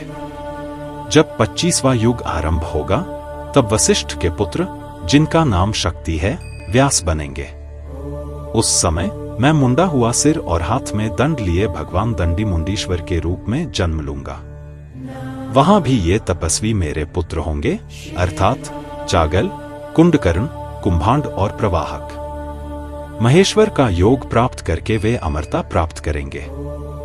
26वें कल्प में जब पराशर व्यास बनेंगे, द्वापर के अंत में और कलयुग के आगमन पर मैं सहिष्णु नाम से जन्म लूंगा। मैं भद्रवत नगरी जाऊंगा, जहां मेरे 4 धर्मात्मा पुत्र उत्पन्न होंगे। वे उलूक, विद्युत, शंबूक और आश्वलायन होंगे। महेश्वर योग प्राप्त करने के बाद वे रुद्रलोक जाएंगे। जब 27वां युग आएगा, तब तपस्वी जातुकर्ण्य व्यास बनेंगे। तब मैं प्रभास तीर्थ में ब्राह्मण सोमशर्मन के रूप में जन्म लूंगा। योग का आश्रय लेने के कारण मैं योगी कहलाऊंगा। वहां भी 4 तपस्वी मेरे शिष्य होंगे, अर्थात अक्षपाद, कुमार, उलूक और वत्स। वे महान योगी आत्माएं होंगी, बुद्धि से शुद्ध और मलों से रहित। महेश्वर का योग प्राप्त करके वे रुद्रलोक को जाएंगे। जब 4 युगों का 28वां चक्र अपने नियत क्रम से घटित होगा, तब पराशर के प्रतापी पुत्र द्वैपायन व्यास बनेंगे। वे स्वयं विष्णु हैं, जो लोकों के पितामह हैं। उस समय वासुदेव, जो श्याम वर्ण के, पुरुषों में श्रेष्ठ तथा यदुओं में श्रेष्ठ हैं, उनके गर्भ से उत्पन्न होंगे। उसी समय मैं योगात्मा अपनी योग माया के बल से ब्रह्मचारी के रूप में जन्म लूंगा और लोगों में भय उत्पन्न करूंगा। श्मशान में बिना किसी दावेदार के पड़े हुए शव को देखकर मैं ब्राह्मणों के कल्याण के लिए योगबल से उसमें प्रवेश करूंगा। तुम्हारे और विष्णु के साथ मैं मेरु की दिव्य और पवित्र गुफा में प्रवेश करूंगा। हे ब्रह्मा, उस समय मैं लकुली नाम से विख्यात होऊंगा। जिस पवित्र स्थान पर मैंने मृत शरीर धारण किया था, वह कायावतार नाम से विख्यात होगा। यह नाम तब तक विद्यमान रहेगा जब तक पृथ्वी रहेगी। वहां भी मेरे तपस्वी पुत्र उत्पन्न होंगे। वे कुशिक, गर्ग, मित्र और कौरुष्य नाम से विख्यात होंगे। वे महान योगात्मा और ब्राह्मण होंगे, जिन्होंने सभी वेदों में पारंगत हो चुके होंगे। वे ब्रह्मचारी और अशुद्धियों से मुक्त रहेंगे। महेश्वर का योग प्राप्त करने के बाद वे रुद्र के लोक में चले जाएंगे और फिर कभी वापस नहीं लौटेंगे। ये सभी प्रबुद्ध आत्माएं शिव के भक्त होंगे और उनके शरीर पर भस्म लिपटी होगी। वे निरंतर लिंग की पूजा में लगे रहेंगे। वे शरीर और मन से दृढ़ और अटल होंगे। मेरे प्रति भक्ति और योग के माध्यम से वे ध्यान में स्थित होंगे और आत्म संयम प्राप्त करेंगे। महान पाशुपत योग सांसारिक बंधनों को तोड़ सकता है और ज्ञान के मार्ग को प्रकाशित कर सकता है। यह वास्तविक ज्ञान के लिए भी अनुकूल है। योग के कई मार्ग हैं और ज्ञान के भी कई मार्ग हैं, लेकिन पंचाक्षर मंत्र का सहारा लिए बिना कोई भी शाश्वत आनंद प्राप्त नहीं कर सकता। जब कोई व्यक्ति द्वंद्वों, परस्पर विरोधी विरोधों से बचकर तपस्या करता है तो वह एक मुक्त आत्मा बन सकता है, जैसे कि उसने पके फल को प्राप्त कर लिया हो। यदि कोई व्यक्ति एक दिन भी पाशुपत अनुष्ठान करता है तो उसे वह फल प्राप्त हो सकता है जो उसे पंचरात्र या सांख्य से नहीं मिल सकता। इस प्रकार मैंने मनु से प्रारंभ होकर कृष्ण पर समाप्त होने वाले 28 युगों के 4 युगों में यथाक्रम अवतारों के लक्षण वर्णित किए हैं। धर्म को प्रकट करने वाले वेदों का वर्गीकरण उस कल्प में होगा जब कृष्ण द्वैपायन व्यास बनेंगे। सूत जी ने कहा, भगवान शिव द्वारा इस प्रकार वर्णित रुद्रावतारों का वर्णन सुनकर महातेजस्वी ब्रह्मा जी ने उन्हें प्रणाम किया और मधुर वाणी से उनकी स्तुति की। तत्पश्चात वे भगवान शिव से बोले। ब्रह्मा ने कहा, सभी देवता और सभी गण भगवान विष्णु के समान हैं। भगवान विष्णु को प्राप्त करने के समान कोई अन्य लक्ष्य नहीं है। वेद इसी प्रकार निरंतर गाते हैं। फिर ऐसा कैसे हुआ कि देवों के स्वामी ने लिंग में आपकी पूजा की और सदैव आपके प्रति समर्पित रहे? ब्रह्मा के गुणों को सुनकर भगवान शिव प्रश्न की गंभीर प्रासंगिकता के कारण प्रसन्न हुए। उन्होंने उनकी ओर ऐसे देखा मानो उन्हें अपने नेत्रों से पी लेंगे। फिर उनके सम्मुख होकर उन्होंने लिंग पूजन की विधि बताई। निर्देशानुसार लिंग पूजन करने के बाद ही आप, ब्रह्मा, विष्णु तथा देवताओं और ऋषियों में श्रेष्ठ इंद्र ने अपना अपना पद प्राप्त किया था। हे प्रभु, इसलिए वे आगे भी मेरी पूजा करते रहते हैं। लिंग पूजन के बिना धर्म में स्थिरता नहीं आ सकती, इसलिए भगवान विष्णु भक्ति और विश्वास के साथ निरंतर मेरी पूजा करते हैं। ऐसा कहकर तथा पुनः ब्रह्मा की ओर दृष्टि डालकर उन्हें आशीर्वाद देकर देवों के स्वामी शिव वहीं अंतर्धान हो गए। शिव से ज्ञान प्राप्त करने के बाद सब कुछ नए सिरे से बनाने के लिए ब्रह्मा ने श्रद्धा से अपने हाथ जोड़े और शिव को उस दिशा में प्रणाम किया जहां वे गायब हो गए थे। इस प्रकार लिंग पुराण आधारित प्रथम खंड का अध्याय 24 समाप्त होता है।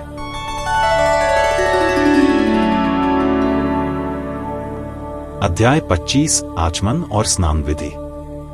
ऋषियों ने कहा, हे रोमहर्षण, भगवान की लिंग रूप में पूजा किस प्रकार की जाती है?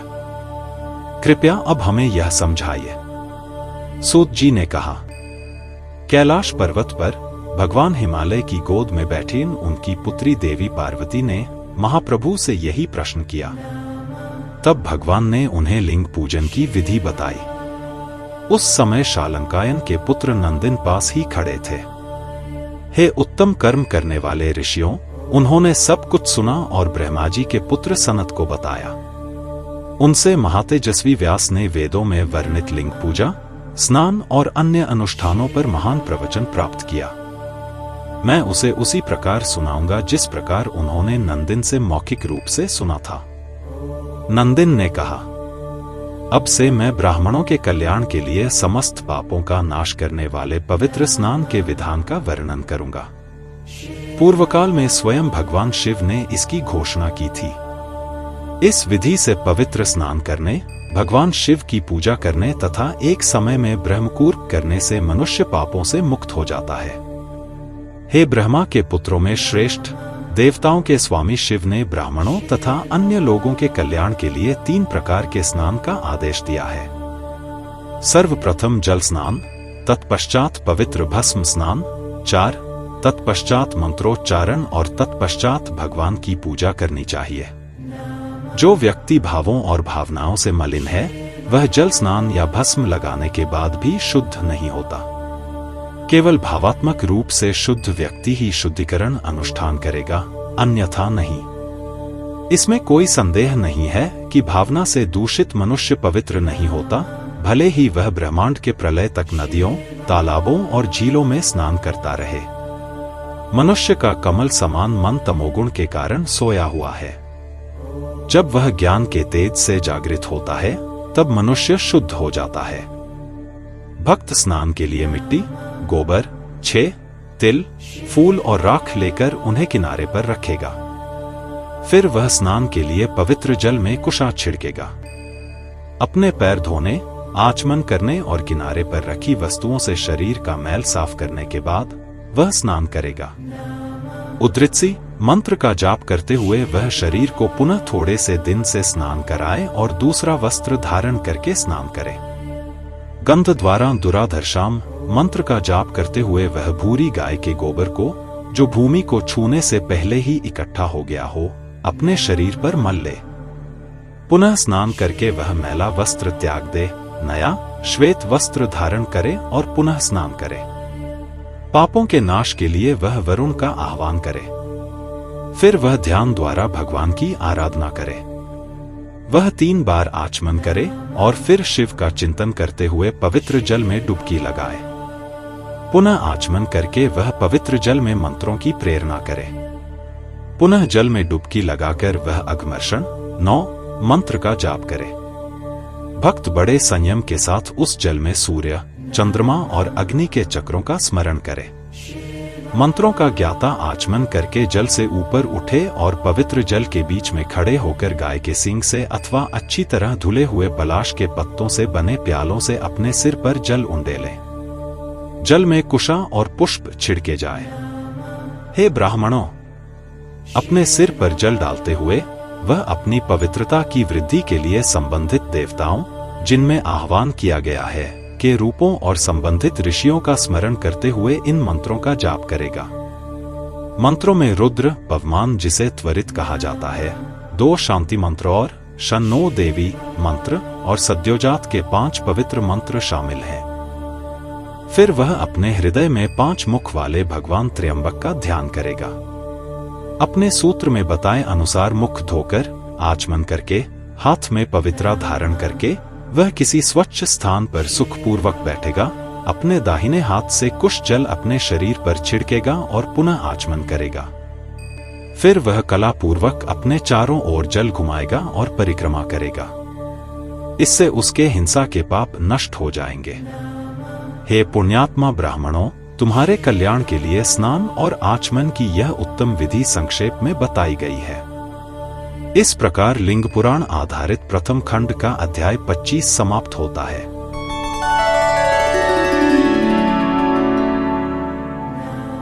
अध्याय 26 पवित्र स्नान की प्रक्रिया। नंदिन ने कहा, तत्पश्चात उसे वेदों की माता, महिमामयी और महान देवी गायत्री का आह्वान इस मंत्र से करना चाहिए, आय तू वरदा देवी। वह पाद्य, आचमन और अर्घ्य अर्पित करेगा। इसके बाद वह 3 प्राणायाम करेगा। तत्पश्चात बैठकर या खड़े होकर वह 3 विधियों में से किसी एक को अपनाते हुए, अर्थात 1000, 500 या 108 बार प्रणव के साथ गायत्री जप करेगा। वह पुनः अर्घ्य अर्पित करेगा और देवी मां की पूजा करेगा। वह उन्हें प्रणाम करेगा और फिर उत्तम शिखरे देवी आदि मंत्र का उच्चारण करते हुए उन्हें विधिपूर्वक विदा करेगा। पूर्व दिशा की ओर मुख करके वेदों की माता गायत्री को नमस्कार करते हुए वह श्रद्धा पूर्वक हथेलियां जोड़कर सूर्य देव से प्रार्थना करेगा और उदूत्यां जातवेदसाम, चित्रम आदि मंत्रों का उच्चारण करेगा। फिर वह विधिपूर्वक सूर्य और ब्रह्मा को नमस्कार करेगा। वह ऋक्, यजुस और साम से सूर्य के स्तोत्रों का पाठ करेगा। तत्पश्चात वह सूर्य की 3 बार परिक्रमा करेगा। तत्पश्चात वह आत्मा, अंतरात्मा और परमात्मा, सूर्य, ब्रह्मा और अग्नि को प्रणाम करेगा। तत्पश्चात वह ऋषि, पितरों और देवताओं का उनके क्रमशः नामों से आह्वान करेगा और कहेगा, मैं सबका आह्वान करता हूं। तत्पश्चात वह पूर्व या उत्तर दिशा की ओर मुख करके उनके वास्तविक मुख्य रूपों का ध्यान करके और उन्हें यथाक्रम नमस्कार करके विधिवत तर्पण करेगा। देवताओं का तर्पण पुष्पों से युक्त जल से, ऋषियों का तर्पण कुश मिश्रित जल से तथा पितरों का तर्पण तिल मिश्रित जल से करना चाहिए। जल में सुगंधी अवश्य मिलानी चाहिए। हे श्रेष्ठ ब्राह्मणों, देवताओं के लिए तर्पण करते समय पवित्र धागा सामान्य रीति से, अर्थात बाएं कंधे पर पहना जाता है, ऋषियों के लिए तर्पण करते समय इसे माला की तरह पहना जाता है। पितरों के लिए तर्पण करते समय इसे दाएं कंधे से बाएं ओर पहना जाता है। सभी सिद्धियों की प्राप्ति के लिए वेदों में पारंगत बुद्धिमान भक्त को अपनी सभी अंगुलियों के अग्रभाग से जल प्रवाहित करके देवताओं का तर्पण करना चाहिए।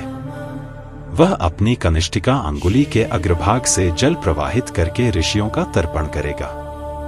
वह अपने दाहिने हाथ के अंगूठे से जल प्रवाहित करके पितरों का तर्पण करेगा। इसी प्रकार हे श्रेष्ठ ऋषियों, उसे ब्रह्मा, देव, मनुष्य, भूत और पितृ नामक 5 यज्ञ करने चाहिए। उसे इन अनुष्ठानों में पूरी निष्ठा से संलग्न रहना चाहिए और आत्मा से शुद्ध होना चाहिए। हे ब्राह्मणों, अपनी शाखा के वैदिक ग्रंथों का अध्ययन ब्रह्मयज्ञ है। पवित्र अग्नि में पके हुए चावल की आहुति देना देवयज्ञ है। अनुष्ठान में बताए अनुसार भूतों, जीवों को आहुति देना भूतयज्ञ है। यह सभी जीवों को समृद्धि प्रदान करता है। भक्त वैदिक अनुष्ठानों में पारंगत ब्राह्मणों को प्रणाम करे और उन्हें और उनकी पत्नियों को भोजन कराए। यह मनुष्य यज्ञ है। पितरों, दिवंगत आत्माओं के निमित्त जो अर्पण किया जाता है वह पितृयज्ञ है। इस प्रकार वह सिद्धियों की प्राप्ति के लिए इन 5 यज्ञों को करेगा। हे ब्राह्मणों, सुनो, इन यज्ञों में ब्रह्मयज्ञ सबसे श्रेष्ठ है। ब्रह्मयज्ञ में लगा हुआ मनुष्य ब्रह्मा के लोक में सम्मानित होता है। ब्रह्मयज्ञ से इंद्र, ब्रह्मा, विष्णु और शिव सहित सभी देवता, सभी वेद और पितर प्रसन्न होते हैं। इस संबंध में कोई संदेह नहीं होना चाहिए। ब्रह्मयज्ञ में निपुण ब्राह्मण जब अपने गांव से सैकड़ों झोपड़ियों से दूर जाता है तो उसे पूर्व, उत्तर या उत्तर पूर्व दिशा की ओर मुख करके ब्रह्मयज्ञ के निमित्त आचमन करना चाहिए। हे ब्राह्मणों, ऋक्षों की तृप्ति के लिए वह अपनी हथेली का प्याला भरकर 3 बार जल पिएगा। यजुर्वेद की तृप्ति के लिए वह अपने हाथ धोए और जल से अपना मुख 2 बार पोंछे। सामवेद की तृप्ति के लिए वह सिर का स्पर्श करे। ब्राह्मण को अथर्वण और अंगिरस ग्रंथों की शुद्धि के लिए नेत्र, नासिका और अन्य अंगों को धोना चाहिए। ब्रह्मा से प्रारंभ होने वाले 18 पुराणों की, सौर से प्रारंभ होने वाले 18 उपपुराणों की तथा शैव से प्रारंभ होने वाले पवित्र इतिहास की शुद्धि के लिए वह अपने कानों और हृदय क्षेत्र का स्पर्श करेगा। हे कल्प के ज्ञाताओं में श्रेष्ठ मुनियों, कल्प ग्रंथों की शुद्धि के लिए वह आचमन संस्कार करेगा। दर्भ घास के गट्ठर बिखेरने के बाद भक्त बैठ जाएगा और दाहिनी हथेली को बाईं हथेली पर रखेगा। उसकी उंगली के चारों ओर एक स्वर्ण अंगूठी या कुशपाश होना चाहिए। वह बड़ी एकाग्रता के साथ और अपने ही स्कूल का पालन करते हुए ब्रह्मयज्ञ का विधिवत पालन करेगा। एक उत्कृष्ट ब्राह्मण या ऋषि होने पर भी यदि वह 5 महान यज्ञों को किए बिना भोजन ग्रहण करता है तो वह सूअर की योनि में जन्म लेगा।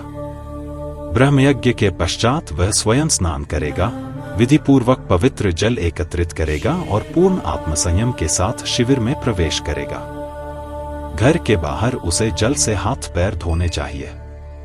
तत्पश्चात पवित्रता के लिए विधिपूर्वक राख से पवित्र स्नान करना चाहिए। भस्म को प्रणव द्वारा पूर्णतः शुद्ध करना चाहिए। अग्निहोत्र करने के बाद जो कुछ बचता है उसी से इसे लेना चाहिए। प्रातः सूर्योदय के समय ज्योतिः सूर्य मंत्र से अग्निहोत्र करना चाहिए। सायंकाल में ज्योतिर्अग्न्य मंत्र से अग्निहोत्र करना चाहिए। यदि सूर्य पूर्णतः उदय न हुआ हो तो अग्निहोत्र निष्फल हो जाता है। सूर्योदय के पश्चात किए गए यज्ञ की भस्म ही पवित्र एवं तेजस्वी होती है। सत्य के समान न कुछ पवित्र है और न असत्य के समान पाप। ईशान मंत्र का जप करते हुए वह मस्तक पर भस्म लगाए, तत्पुरुष मंत्र का जप करते हुए वह मुख पर भस्म लगाए, अघोर मंत्र का जप करते हुए वह वक्षस्थल पर भस्म लगाए। हे पवित्र कर्म करने वाले पुरुषों, वह वामदेव मंत्र का जप करते हुए गुप्त अंगों पर भस्म लगाए और इसी प्रकार सद्य मंत्र का जप करते हुए पैरों पर भस्म लगाए। प्रणव जप करते हुए वह संपूर्ण शरीर पर भस्म लगाए। तत्पश्चात वह हाथ पैर धोए।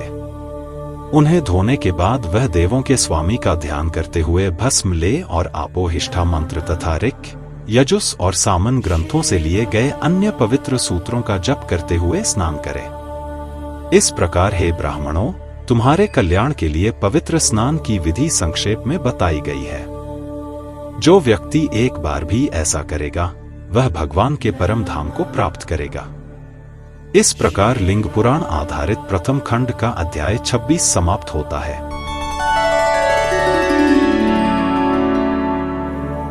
अध्याय 27 लिंग पूजा, लिंगार्चन।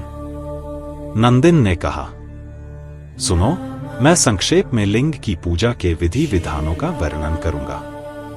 100 वर्षों में भी उनका विस्तार पूर्वक वर्णन करना संभव नहीं है। इस प्रकार उचित रीति से स्नान करके भक्त पूजा स्थल में प्रवेश करेगा, 3 प्राणायाम करेगा और त्रिनेत्रधारी भगवान का ध्यान करेगा। वह इस प्रकार भगवान का रूप धारण करेगा। उसके 5 मुख और 10 भुजाएं हैं। वह शुद्ध स्फटिक के समान चमकता है। वह विविध रंगों के आभूषणों और वस्त्रों से सुसज्जित है।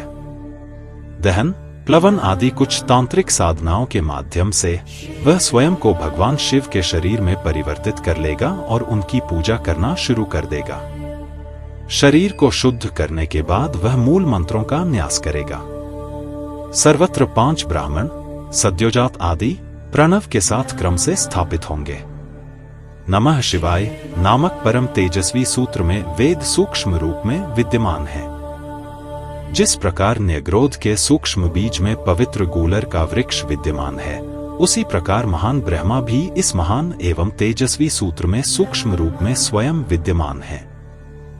भक्त पूजा स्थल पर सुगंधित चंदन जल छिड़केगा तथा पूजा सामग्री को धोकर या जल छिड़ककर पवित्र करेगा। प्रणव मंत्र दोहराकर स्नान और छिड़काव किया जाता है। बुद्धिमान भक्त को इन पात्रों को वस्त्र से ढक देना चाहिए। ये हैं प्रोक्षणी, पवित्र जल से भरा पात्र, अर्घ्य, पाद्य और आचमनीय पात्र। इन्हें दर्भा घास से ढक दिया जाएगा और शुद्ध जल छिड़का जाएगा। फिर वह विभिन्न पात्रों में ठंडा जल डालेगा। बुद्धिमान भक्त सामग्री का निरीक्षण करके उसमें जल डालेगा। पाद्य में उशीर और चंदन रखेगा। वह जायफल, जाति, मोमोडिका मिक्सटा, कंकोला बीज, बहुमूला, एक जड़ी बूटी, कीजर, जैंथोकाइमस एपिक्टोरियस, तमाल बीज और कपूर को विधिवत चूर्ण करेगा और उसे आचमनीय पात्र में डाल देगा। इसी प्रकार वह सभी पात्रों में कपूर, चंदन और विभिन्न प्रकार के फूल रखेगा। अर्घ्य पात्र में कुशा, साबुत चावल, जौ, अनाज, तिल, घी, सफेद सरसों, फूल और राख डालनी चाहिए। प्रणव का पाठ करते हुए वह कुश, पुष्प, जौ, बहुमूल और तमाल मूल के टुकड़े तथा राख को प्रोक्षणी पात्र में डालेगा। वह पंचाक्षर मंत्र, रुद्र गायत्री या केवल प्रणव, वेदों का उत्कृष्ट सार का न्यास अनुष्ठान करेगा। तत्पश्चात वह पूजा की सामग्री पर प्रोक्षणी पात्र से जल छिड़केगा। प्रणव तथा ईशान से प्रारंभ होने वाले 5 यजुओं का उच्चारण करेगा। दाहिनी ओर देवों के स्वामी नंदिन अर्थात मेरी पूजा होगी। मेरी 10,000 प्रज्वलित अग्नियों के समान आभा होगी। 3 नेत्र होंगे, मुख वानर का होगा, 4 भुजाएं होंगी, मुकुट के समान अर्धचंद्र होगा, पुष्पमालाएं धारण करूंगा, सौम्य और समस्त आभूषणों से विभूषित होऊंगा। मेरी पत्नी स्वेषा, जो मरुतों की शुभ एवं पवित्र पुत्री है, नंदिन अर्थात मेरी उत्तर दिशा में पूजी जाएगी। वह पवित्र अनुष्ठान करने वाली अंबा, देवी पार्वती के चरणों का श्रृंगार करने में तत्पर रहेगी। इस प्रकार पूजा करने के बाद वह भगवान शिव के गर्भगृह में प्रवेश करेगा। फिर वह 5 मंत्रों का उच्चारण करते हुए भगवान के 5 सिरों पर मुट्ठी भर पुष्प अर्पित करेगा। विभिन्न प्रकार की धूप और सुगंधित पुष्पों से वह शिव, स्कंद, गणेश और देवी की पूजा करेगा और फिर लिंग का अभिषेक करेगा। प्रणव से शुरू होकर नाम तक के मंत्रों का जाप करने के बाद वह प्रणव को दोहराकर देवता के लिए कमल के आसन की कल्पना करेगा। पूर्व में इसकी अविनाशी पंखुड़ी अणिमा होगी, दक्षिण में लघिमा पंखुड़ी होगी, महिमा पश्चिमी पंखुड़ी होगी, प्राप्ति उत्तरी, प्राकाम्य दक्षिण पूर्वी, ईशित्व दक्षिण पश्चिमी, वशित्व उत्तर पश्चिमी, सर्वज्ञ उत्तर पूर्वी पंखुड़ी होगी। चंद्रमा फल भित्ति होगा। चंद्रमा के नीचे सूर्य है और सूर्य के नीचे अग्निदेव हैं। धर्म और अन्य को सहायक दिशाओं में स्थापित किया जाएगा। फिर वह अनंत को स्थापित करेगा। वह अव्यक्त आदि को क्रम से चारों दिशाओं में और तीनों गुणों को सोम के छोर पर स्थापित करेगा। इसके ऊपर वह तीन आत्माएं और अंत में शिव का आसन स्थापित करेगा। मैं सद्योजात का आश्रय लेता हूं। मंत्र का जाप करते हुए वह परम प्रभु का आह्वान करेगा। वामदेव के मंत्र से वह उन्हें आसन पर स्थापित करेगा। रुद्र गायत्री से वह अपनी उपस्थिति स्थापित करेगा और अघोर मंत्र से वह देवता की उपस्थिति को स्थिर करेगा। इसके बाद वह ईशान सर्व विद्या नाम मंत्र से पूजा करेगा। फिर वह भगवान को पाद्य, आचमनीय और अर्घ्य अर्पित करेगा। आदेशों के अनुसार वह सुगंधित चंदन लेप वाले जल से रुद्र होगा। एक पात्र में पंचगव्य इकट्ठा करने और उसे प्रणव से प्रेरित करने के बाद वह पंचगव्य से देवता को स्नान कराएगा। प्रणव को दोहराते हुए वह घी, शहद, गन्ने के रस और पूजा की अन्य पवित्र सामग्रियों से क्रमिक रूप से देवता को स्नान कराएगा। पवित्र मंत्रों के साथ शुद्ध पात्रों का उपयोग करके वह देवता पर जल डालेगा। साधक इसे एक सफेद कपड़े से पोंछेगा। वह चंदन के लेप के साथ कुश घास, अपामार्ग, कपूर, चमेली, गुलाब, सफेद चमेली, कमल, लिली, सफेद कनेर और अन्य फूल पानी में डालेगा। वह सद्योजात के मंत्रों को दोहराकर पानी को प्रेरित करेगा। पानी सोने, चांदी या तांबे से बने बर्तन में लिया जा सकता है। यह कमल के प्याले या पलाश के प्याले में हो सकता है। शंख या मिट्टी के बर्तन का उपयोग किया जा सकता है। बाद के मामले में यह ताजा और अच्छी तरह से धुला हुआ होना चाहिए। अपेक्षित मंत्रों को दोहराते हुए वह देवता को कुश घास या फूलों से युक्त पानी से स्नान कराएगा। सभी सिद्धियों के लिए वह मंत्रों को दोहराएगा। अब मैं आपको मंत्रों का उल्लेख करूंगा, कृपया सुने। जो मनुष्य निम्नलिखित मंत्रों से एक बार भी लिंग की पूजा करेगा उसे मुक्ति मिलेगी। जो लोग मंत्र शास्त्र से परिचित हैं वे स्नान के अनुष्ठान के लिए निम्नलिखित मंत्रों का उपयोग करते हैं: पवमान, वामा, रुद्र, नील, रुद्र, श्री सूक्त, रात्रि सूक्त, काम का होतारा, अथर्वशिरस, शांति, भरुंड, अरुण, वरुण, ज्येष्ठ, वेदव्रत, रथंतर, पुरुष, त्वरिता, रुद्र, कपि, कपर्दी, समन, आवो राजन, बृहचंद्र, विष्णु, विरूपाक्ष मंत्र, स्कंद, 100 सूक्तों का समूह, पंच ब्राह्मणों के सूक्त, पंचाक्षर मंत्र या केवल प्रणव। भक्त समस्त पापों के शमन हेतु देव प्रधान देवों के स्वामी को स्नान कराए। तत्पश्चात वह देवता को निम्नलिखित वस्तुएं अर्पित करे: वस्त्र, जनेऊ, आचमनीय, गंध और पुष्प, धूप, दीप, पके हुए चावल, सुगंधित जल और पुनः आचमनीय। तत्पश्चात वह मुकुट, छत्र और आभूषण अर्पित करे। केवल प्रणव का जाप करते हुए वह सुगंधित पान अर्पित करे। लिंग के शीर्ष पर वह निष्कलंक, अविनाशी भगवान की पूजा करेगा जो स्फटिक के समान चमकते हैं, सभी देवों के कारण हैं, ब्रह्मांड के समान हैं, ऋषियों, देवताओं, ब्रह्मा, इंद्र, विष्णु, रुद्र और अन्य के लिए अदृश्य हैं। श्रुति कहती है वे वेदांतों के माध्यम से वेदों के ज्ञाताओं के लिए भी अदृश्य हैं। वह आदि, मध्य और अंत से रहित है। वह उन लोगों के लिए एक दवा है जो सांसारिकता की बीमारी से पीड़ित हैं। उन्हें शिव तत्व, शिव का सिद्धांत के रूप में जाना जाता है और वे शिवलिंग में स्थित हैं। वह विधिवत प्रार्थना दोहराएगा और प्रणाम करेगा। वह परिक्रमा करेगा, अर्घ्य देगा, चरणों पर पुष्प अर्पित करेगा, देवों के स्वामी को प्रणाम करेगा और आत्मा पर शिव को आरोपित करेगा। संक्षेप में यही लिंग में शिव की पूजा की विधि है। अब मैं तुम्हें लिंग की आंतरिक पूजा का वर्णन करूंगा। इस प्रकार लिंग पुराण आधारित प्रथम खंड का अध्याय 27 समाप्त होता है। अध्याय 28 शिवार्चन तत्व की मानसिक पूजा। नंदिन ने कहा, हृदय में अग्नि, सूर्य और चंद्र चक्र का चिंतन किया जाएगा। उसके ऊपर गुणों और आत्माओं की त्रिमूर्ति की कल्पना की जाएगी। इसके ऊपर भक्त अपने आधे शरीर को अपने प्रियतम द्वारा धारण करते हुए निर्गुण और निर्गुण दोनों रूपों में भगवान का ध्यान और पूजन करेगा। चूंकि विचार करने के लिए अनेक विषय हैं, इसलिए विचारक को निम्नलिखित के अतिरिक्त किसी अन्य विषय पर विचार नहीं करना चाहिए। ध्यानी को विषय और ध्यान के साधन में कोई भेद नहीं समझना चाहिए, अन्यथा अर्थात यदि वह इनके अतिरिक्त किसी अन्य विषय पर विचार करता है तो उसमें ज्ञान उत्पन्न नहीं होता। पुरुष शब्द की व्युत्पत्ति इस प्रकार हुई है, पुरिशेते, वह जो शरीर में स्थित है। जो ध्यान के माध्यम से पूजा के उद्देश्य देवता की पूजा करता है उसे यजमान कहते हैं। ध्येय, ध्यान का उद्देश्य स्वयं भगवान है। ध्यान चिंतन की क्रिया है।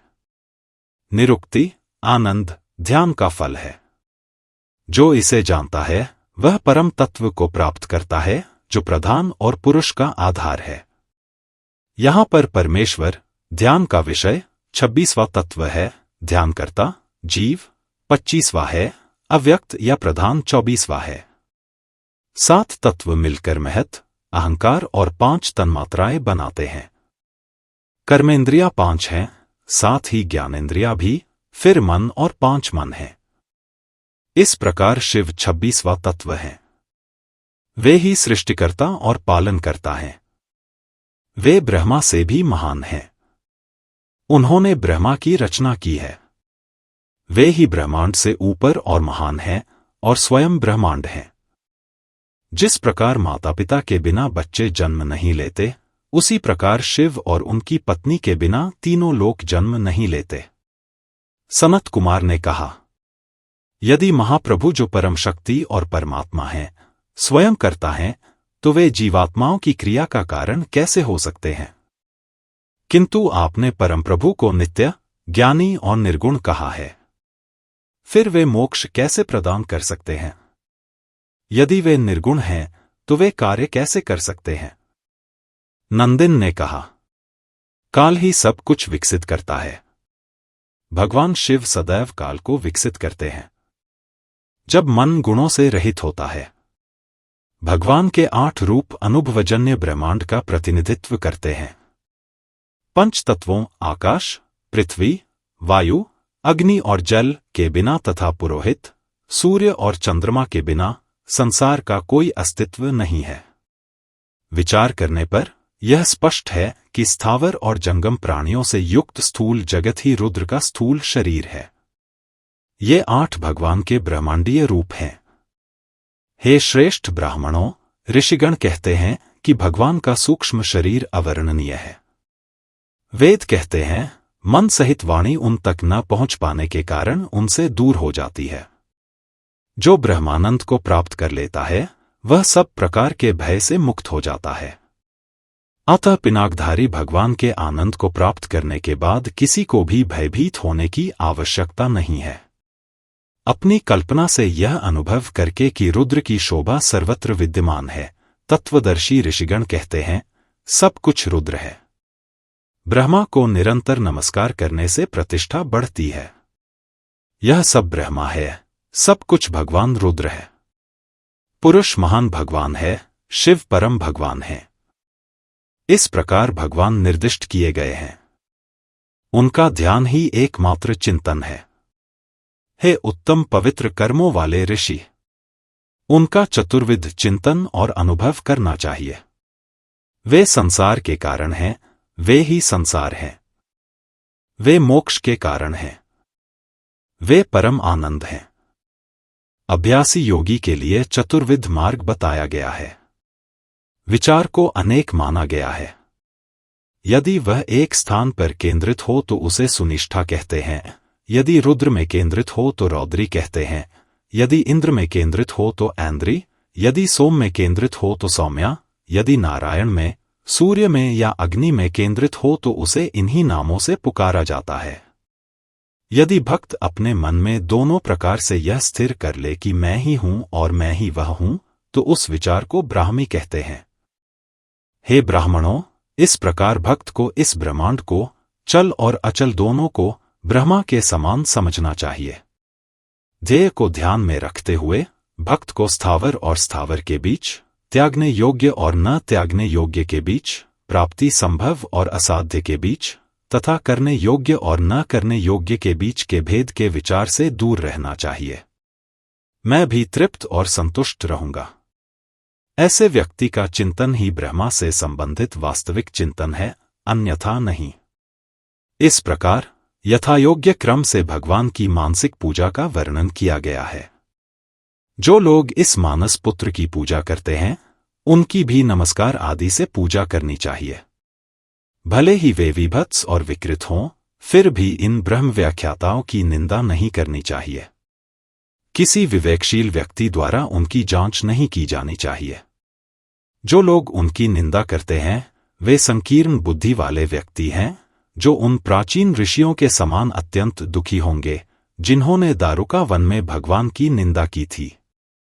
जो ब्रह्मज्ञानी जाति और जीवन अवस्थाओं की सीमाओं से परे हैं, उनकी सेवा और उन्हें जाति और जीवन अवस्थाओं के कठोर अनुशासन में रत व्यक्तियों द्वारा सदैव प्रणाम किया जाना चाहिए। इस प्रकार लिंग पुराण आधारित प्रथम खंड का अध्याय 28 समाप्त होता है। अध्याय 29 मृत्यु पर विजय। सनत कुमार ने कहा, हे पावन, अब मैं यह जानना चाहता हूं कि दारुवन के निवासियों ने, जिन्होंने तपस्या द्वारा अपनी आत्मा को शुद्ध किया था, क्या कर्म किए थे।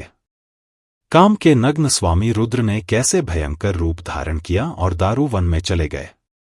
उस महान आत्मा ने वहां क्या किया। कृपया उन देवों के स्वामी के कार्यों का यथार्थ वर्णन करें। सूत जी ने कहा। उनके वचन सुनकर वेदों के ज्ञाताओं में श्रेष्ठ नंदिन ने शिवजी का स्मरण करके तथा थोड़ा मुस्कुराकर कहा। नंदिन ने कहा, देवों के स्वामी को प्रसन्न करने के लिए ऋषियों ने दारू वन में घोर तपस्या की। उनके साथ उनकी पत्नियां, पुत्र और यज्ञ अग्नि भी थे। ब्रह्मांड के स्वामी रुद्र, नीलोहित, धूर्जटी और परमेशान नाम से प्रसिद्ध वृषभ चिन्हधारी सर्वज्ञ देवता प्रसन्न हुए। ब्रह्मांड के स्वामी रुद्र दारू वन के निवासियों की यज्ञ अनुष्ठानों के प्रति निष्ठा की परीक्षा लेना चाहते थे। वे उनके मन को यज्ञ अनुष्ठानों से हटाकर वैराग्यपथ की ओर मोड़ना चाहते थे। अतः उनकी श्रद्धा की परीक्षा लेने के लिए, और वह भी विनोदपूर्वक, उन्होंने एक विकृत किंतु आकर्षक रूप धारण किया। उनकी 3 आंखें और 2 भुजाएं थीं। वे नग्न थे और उनका रंग श्याम था। इस रूप में भी वे अत्यंत सुंदर थे। वे मुस्कुराते और गाते हुए, अपनी भौहों को मोहक ढंग से हिलाते हुए, स्त्रियों के हृदय में प्रेम की भावनाएं उत्पन्न कर रहे थे। कामदेव का नाश करने वाले, अत्यंत सुंदर स्वरूप वाले स्वामी ने उनकी काम भावनाओं को बढ़ा दिया। काले लाल रंग के विकृत रूप वाले पुरुष को देखकर पतिव्रता स्त्रियां भी बड़े उत्साह से उसके पीछे चलने लगीं। उनके कमल जैसे मुख से मुस्कान का संकेत पाकर, जो स्त्रियां जंगल में झोपड़ियों की देहरी पर एकत्र हुई थीं या जो वृक्षों के ऊपर झोपड़ियों में रहती थीं, उन्होंने अन्य सभी कार्य बंद कर दिए और अपने ढीले वस्त्रों और आभूषणों की परवाह न करते हुए उनके पीछे चल पड़ी। उनमें से कुछ स्त्रियों की आंखें उसे देखते ही उत्तेजना से भर गईं। यहां तक कि वे बूढ़ी स्त्रियां भी, जो अपनी उम्र से आगे निकल चुकी थीं, अपनी कामुक भंगिमाएं दिखाने लगीं। उसे देखकर कुछ स्त्रियों के चेहरे पर मुस्कान आ गई। उन्होंने अपने वस्त्र थोड़े ढीले कर लिए और अपनी कमरबंद खोलकर गाना शुरू कर दिया। कुछ ब्राह्मण स्त्रियों ने जब उन्हें वन में देखा तो पाया कि उनके रेशमी वस्त्र ढीले पड़ गए हैं। उन्होंने अपनी विविध रंगों वाली चूड़ियां उतार फेंकी और अपने बंधुओं के पास चली गईं। उनमें से एक ने उसे देखकर यह नहीं जाना कि उसके ऊपरी और निचले वस्त्र उतार दिए गए हैं। अन्य लोग उत्तेजना के कारण अपने रिश्तेदारों और बहुशाखाओं वाले वृक्षों में भेद नहीं कर सके, यद्यपि वे परिचित थे। कुछ गा रही थीं, कुछ नाच रही थीं, कुछ गिरकर जमीन पर लौट रही थीं। हे प्रमुख ब्राह्मण! एक और स्त्री हथिनी के समान जमीन पर बैठ गई और ऊंची आवाज में बोलने लगी। वे चारों ओर से मुस्कुराकर एक दूसरे को गले लगाने लगीं। रास्ते में रुद्र को रोककर वे सभी चतुराईपूर्ण हाव भाव दिखाने लगीं। उन्होंने पूछा, तुम कौन हो? दूसरों ने कहा, बैठ जाओ। मन ही मन प्रसन्न होकर कुछ लोग बोले, कहाँ जा रहे हो? हम पर प्रसन्न हो जाओ। रुद्र की माया के कारण पतिव्रता स्त्रियां भी अपने पतियों के सामने ही वस्त्र खोलकर और केश बिखेर कर विषम मुद्रा में गिर पड़ी। उनके वचन सुनकर तथा उनके विविध कार्यकलाप देखकर भी अपरिवर्तनशील भगवान रुद्र ने अच्छा या बुरा कुछ भी नहीं कहा। स्त्रियों की भीड़ और रुद्र को इस स्थिति में देखकर प्रमुख ऋषिगण ब्राह्मण कठोर वचन कहने लगे। उनकी तपस्या रुद्र के विरुद्ध उसी प्रकार निष्फल थी जैसे सूर्य के तेज के विरुद्ध आकाश के तारों की चमक निष्फल होती है।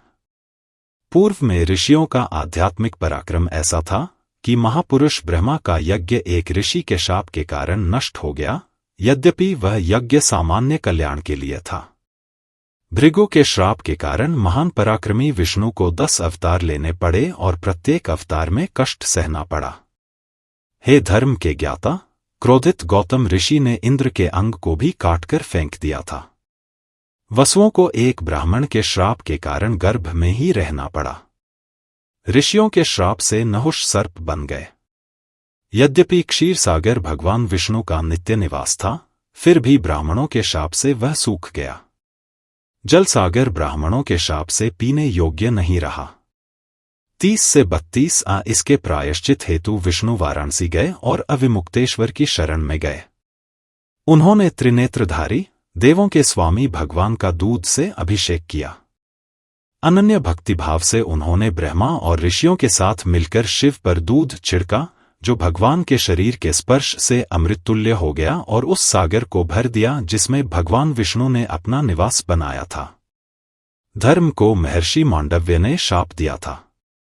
वृष्णियों सहित कृष्ण को दुर्वासा तथा अन्य महर्षियों ने शाप दिया था। राम और उनके छोटे भाई लक्ष्मण को महर्षि दुर्वासा ने शाप दिया था। भगवान विष्णु को तो भृगु ऋषि ने लात भी मारी थी। देवताओं के अधिपति विषम नेत्रों वाले उमा के अतिरिक्त ये तथा अन्य अनेकों को ब्राह्मणों ने अपने अधीन कर लिया था। इस प्रकार मोहित होकर दारुण के ऋषि रुद्र को समझ नहीं पाए। उन्होंने रुद्र को कठोर वचन कहे और रुद्र अदृश्य हो गए। प्रातःकाल वे सभी ऋषिगण भ्रमित मन और धुंधली सोच के साथ दारुवन से निकलकर सर्वोच्च आसन पर विराजमान महान आत्मा ब्रह्मा के पास गए। उन्होंने उन्हें उस पवित्र दारुवन में घटित हुई घटना के बारे में बताया। 39 से 40 मन ही मन विचार करते हुए ब्रह्मा जी को समझ में आ गया कि पवित्र दारुवन में उन्होंने क्या किया था। वे श्रद्धापूर्वक हाथ जोड़कर खड़े हो गए और रुद्र को प्रणाम किया। फिर वे शीघ्रता से दारुवन में निवास करने वाले ऋषियों से बोले, हे ब्राह्मणों, तुम सब पर धिक्कार है, जिन्होंने उत्तम धन प्राप्त किया था परंतु दुर्भाग्यवश उसे नष्ट कर दिया। वह लिंगधारी पुरुष जिसे आप सबने बिना लिंग के देखा था, विकृत आकृति वाला व्यक्ति स्वयं भगवान थे। हे ब्राह्मणों, गृहस्थ को कभी भी अतिथि का अनादर नहीं करना चाहिए, चाहे वह कुरूप, गंदा या अशिक्षित ही क्यों न हो। पूर्वकाल में इसी पृथ्वी पर मृत्यु के देवता काल को भी श्रेष्ठ ब्राह्मण ऋषि सुदर्शन ने अतिथि की आराधना से पराजित कर दिया था। श्रेष्ठ ब्राह्मण गृहस्थों के लिए इस संसार में अतिथियों की पूजा के अतिरिक्त आत्म प्रायश्चित का कोई उपाय नहीं है। संसार सागर से पार होने का कोई दूसरा उपाय नहीं है। पूर्वकाल में सुदर्शन नामक एक गृहस्थ ने मृत्युदेव को जीतने की प्रतिज्ञा की थी। उसने अपनी पतिव्रता पत्नी से कहा, हे उत्तम धार्मिक संस्कारों, सुंदर भौहों और सौभाग्यवती स्त्रियों, मेरी बात ध्यानपूर्वक सुनो। अपने घर आए अतिथियों का कभी अनादर मत करो। चूंकि सभी अतिथि पिनाकधारी भगवान हैं, अतः तुम्हें भी अपने आप को अतिथि को समर्पित कर देना चाहिए और उनकी पूजा करनी चाहिए। इस प्रकार आग्रह करने पर वह पतिव्रता स्त्री अत्यंत दुखी हो गई। असहाय होकर वह रो पड़ी और अपने पति से बोली, हे प्रभु, कृपया जो आपने कहा है उसे स्पष्ट कीजिए।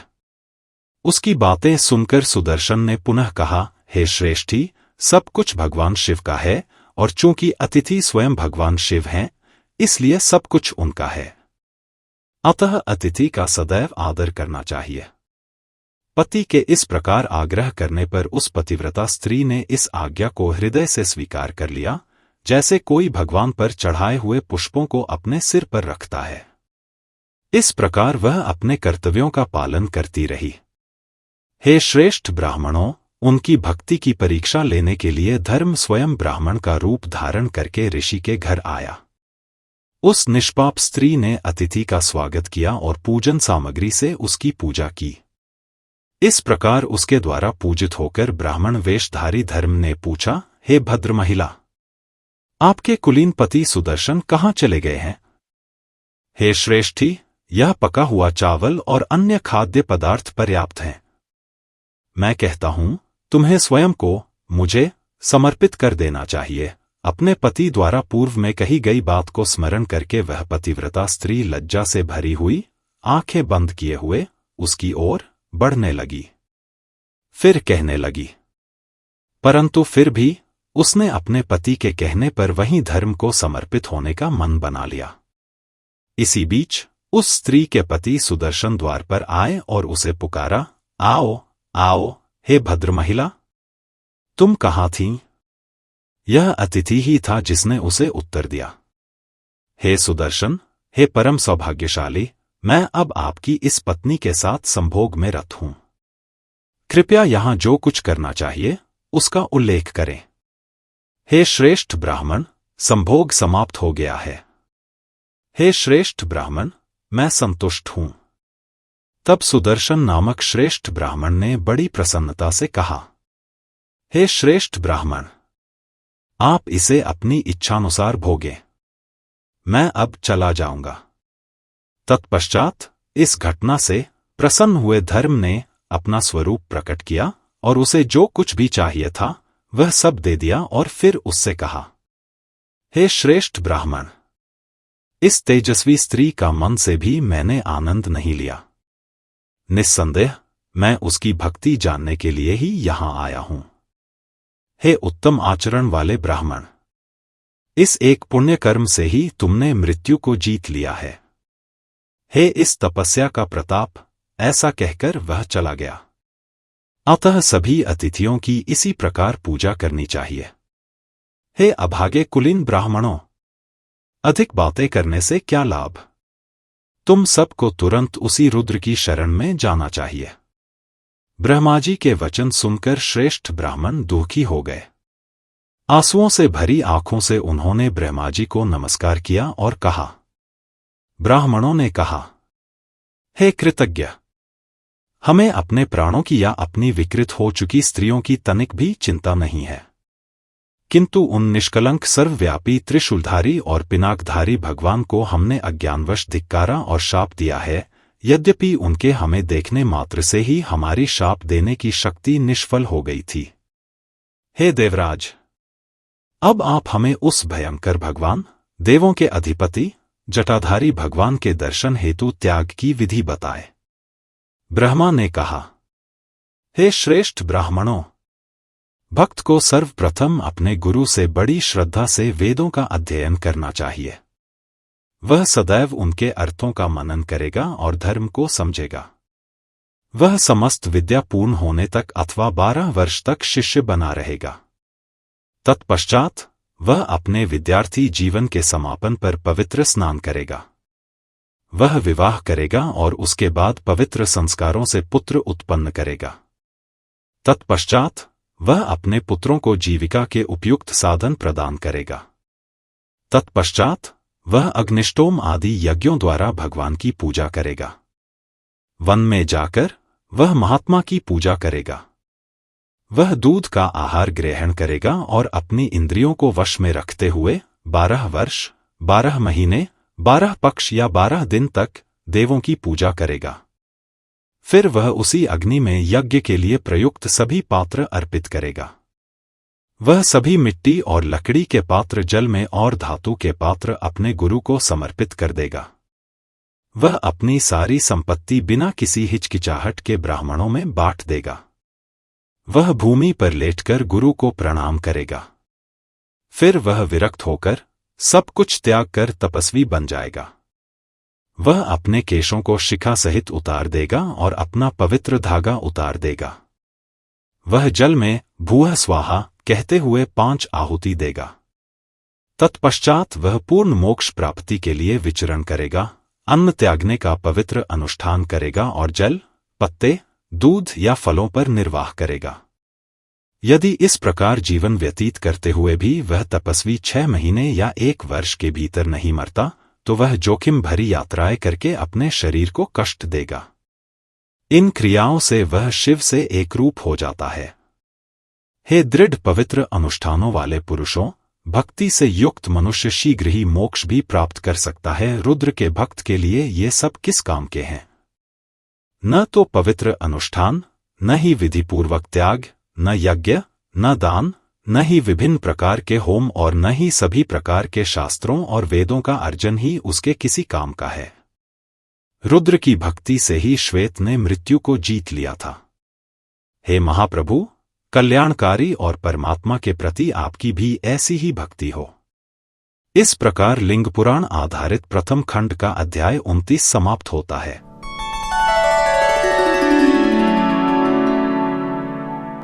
अध्याय 30 ऋषि श्वेत की कहानी। नंदिन ने कहा, ब्रह्मा के इस प्रकार आग्रह करने पर प्रमुख ब्राह्मणों ने उनसे श्वेत की पवित्र कथा के विषय में पूछा। ब्रह्मा ने कहा, हे ब्राह्मणों, एक पर्वत की गुफा में श्वेत नाम के एक ऋषि रहते थे। उनका जीवन काल लगभग समाप्त हो रहा था। अतः उन्होंने भक्तिपूर्वक भगवान की पूजा और स्तुति की। उन्होंने नमस्ते, आपको नमस्कार है से आरंभ करते हुए पवित्र स्तोत्र रुद्राध्याय के मंत्रों का जाप किया। तब मृत्यु के समय महान तेज वाले मृत्यु के देवता उस श्रेष्ठ ब्राह्मण के लिए आ पहुंचे थे। हे श्रेष्ठ ब्राह्मणों, उन्हें ले जाने का विचार करके वे ऋषि के पास गए।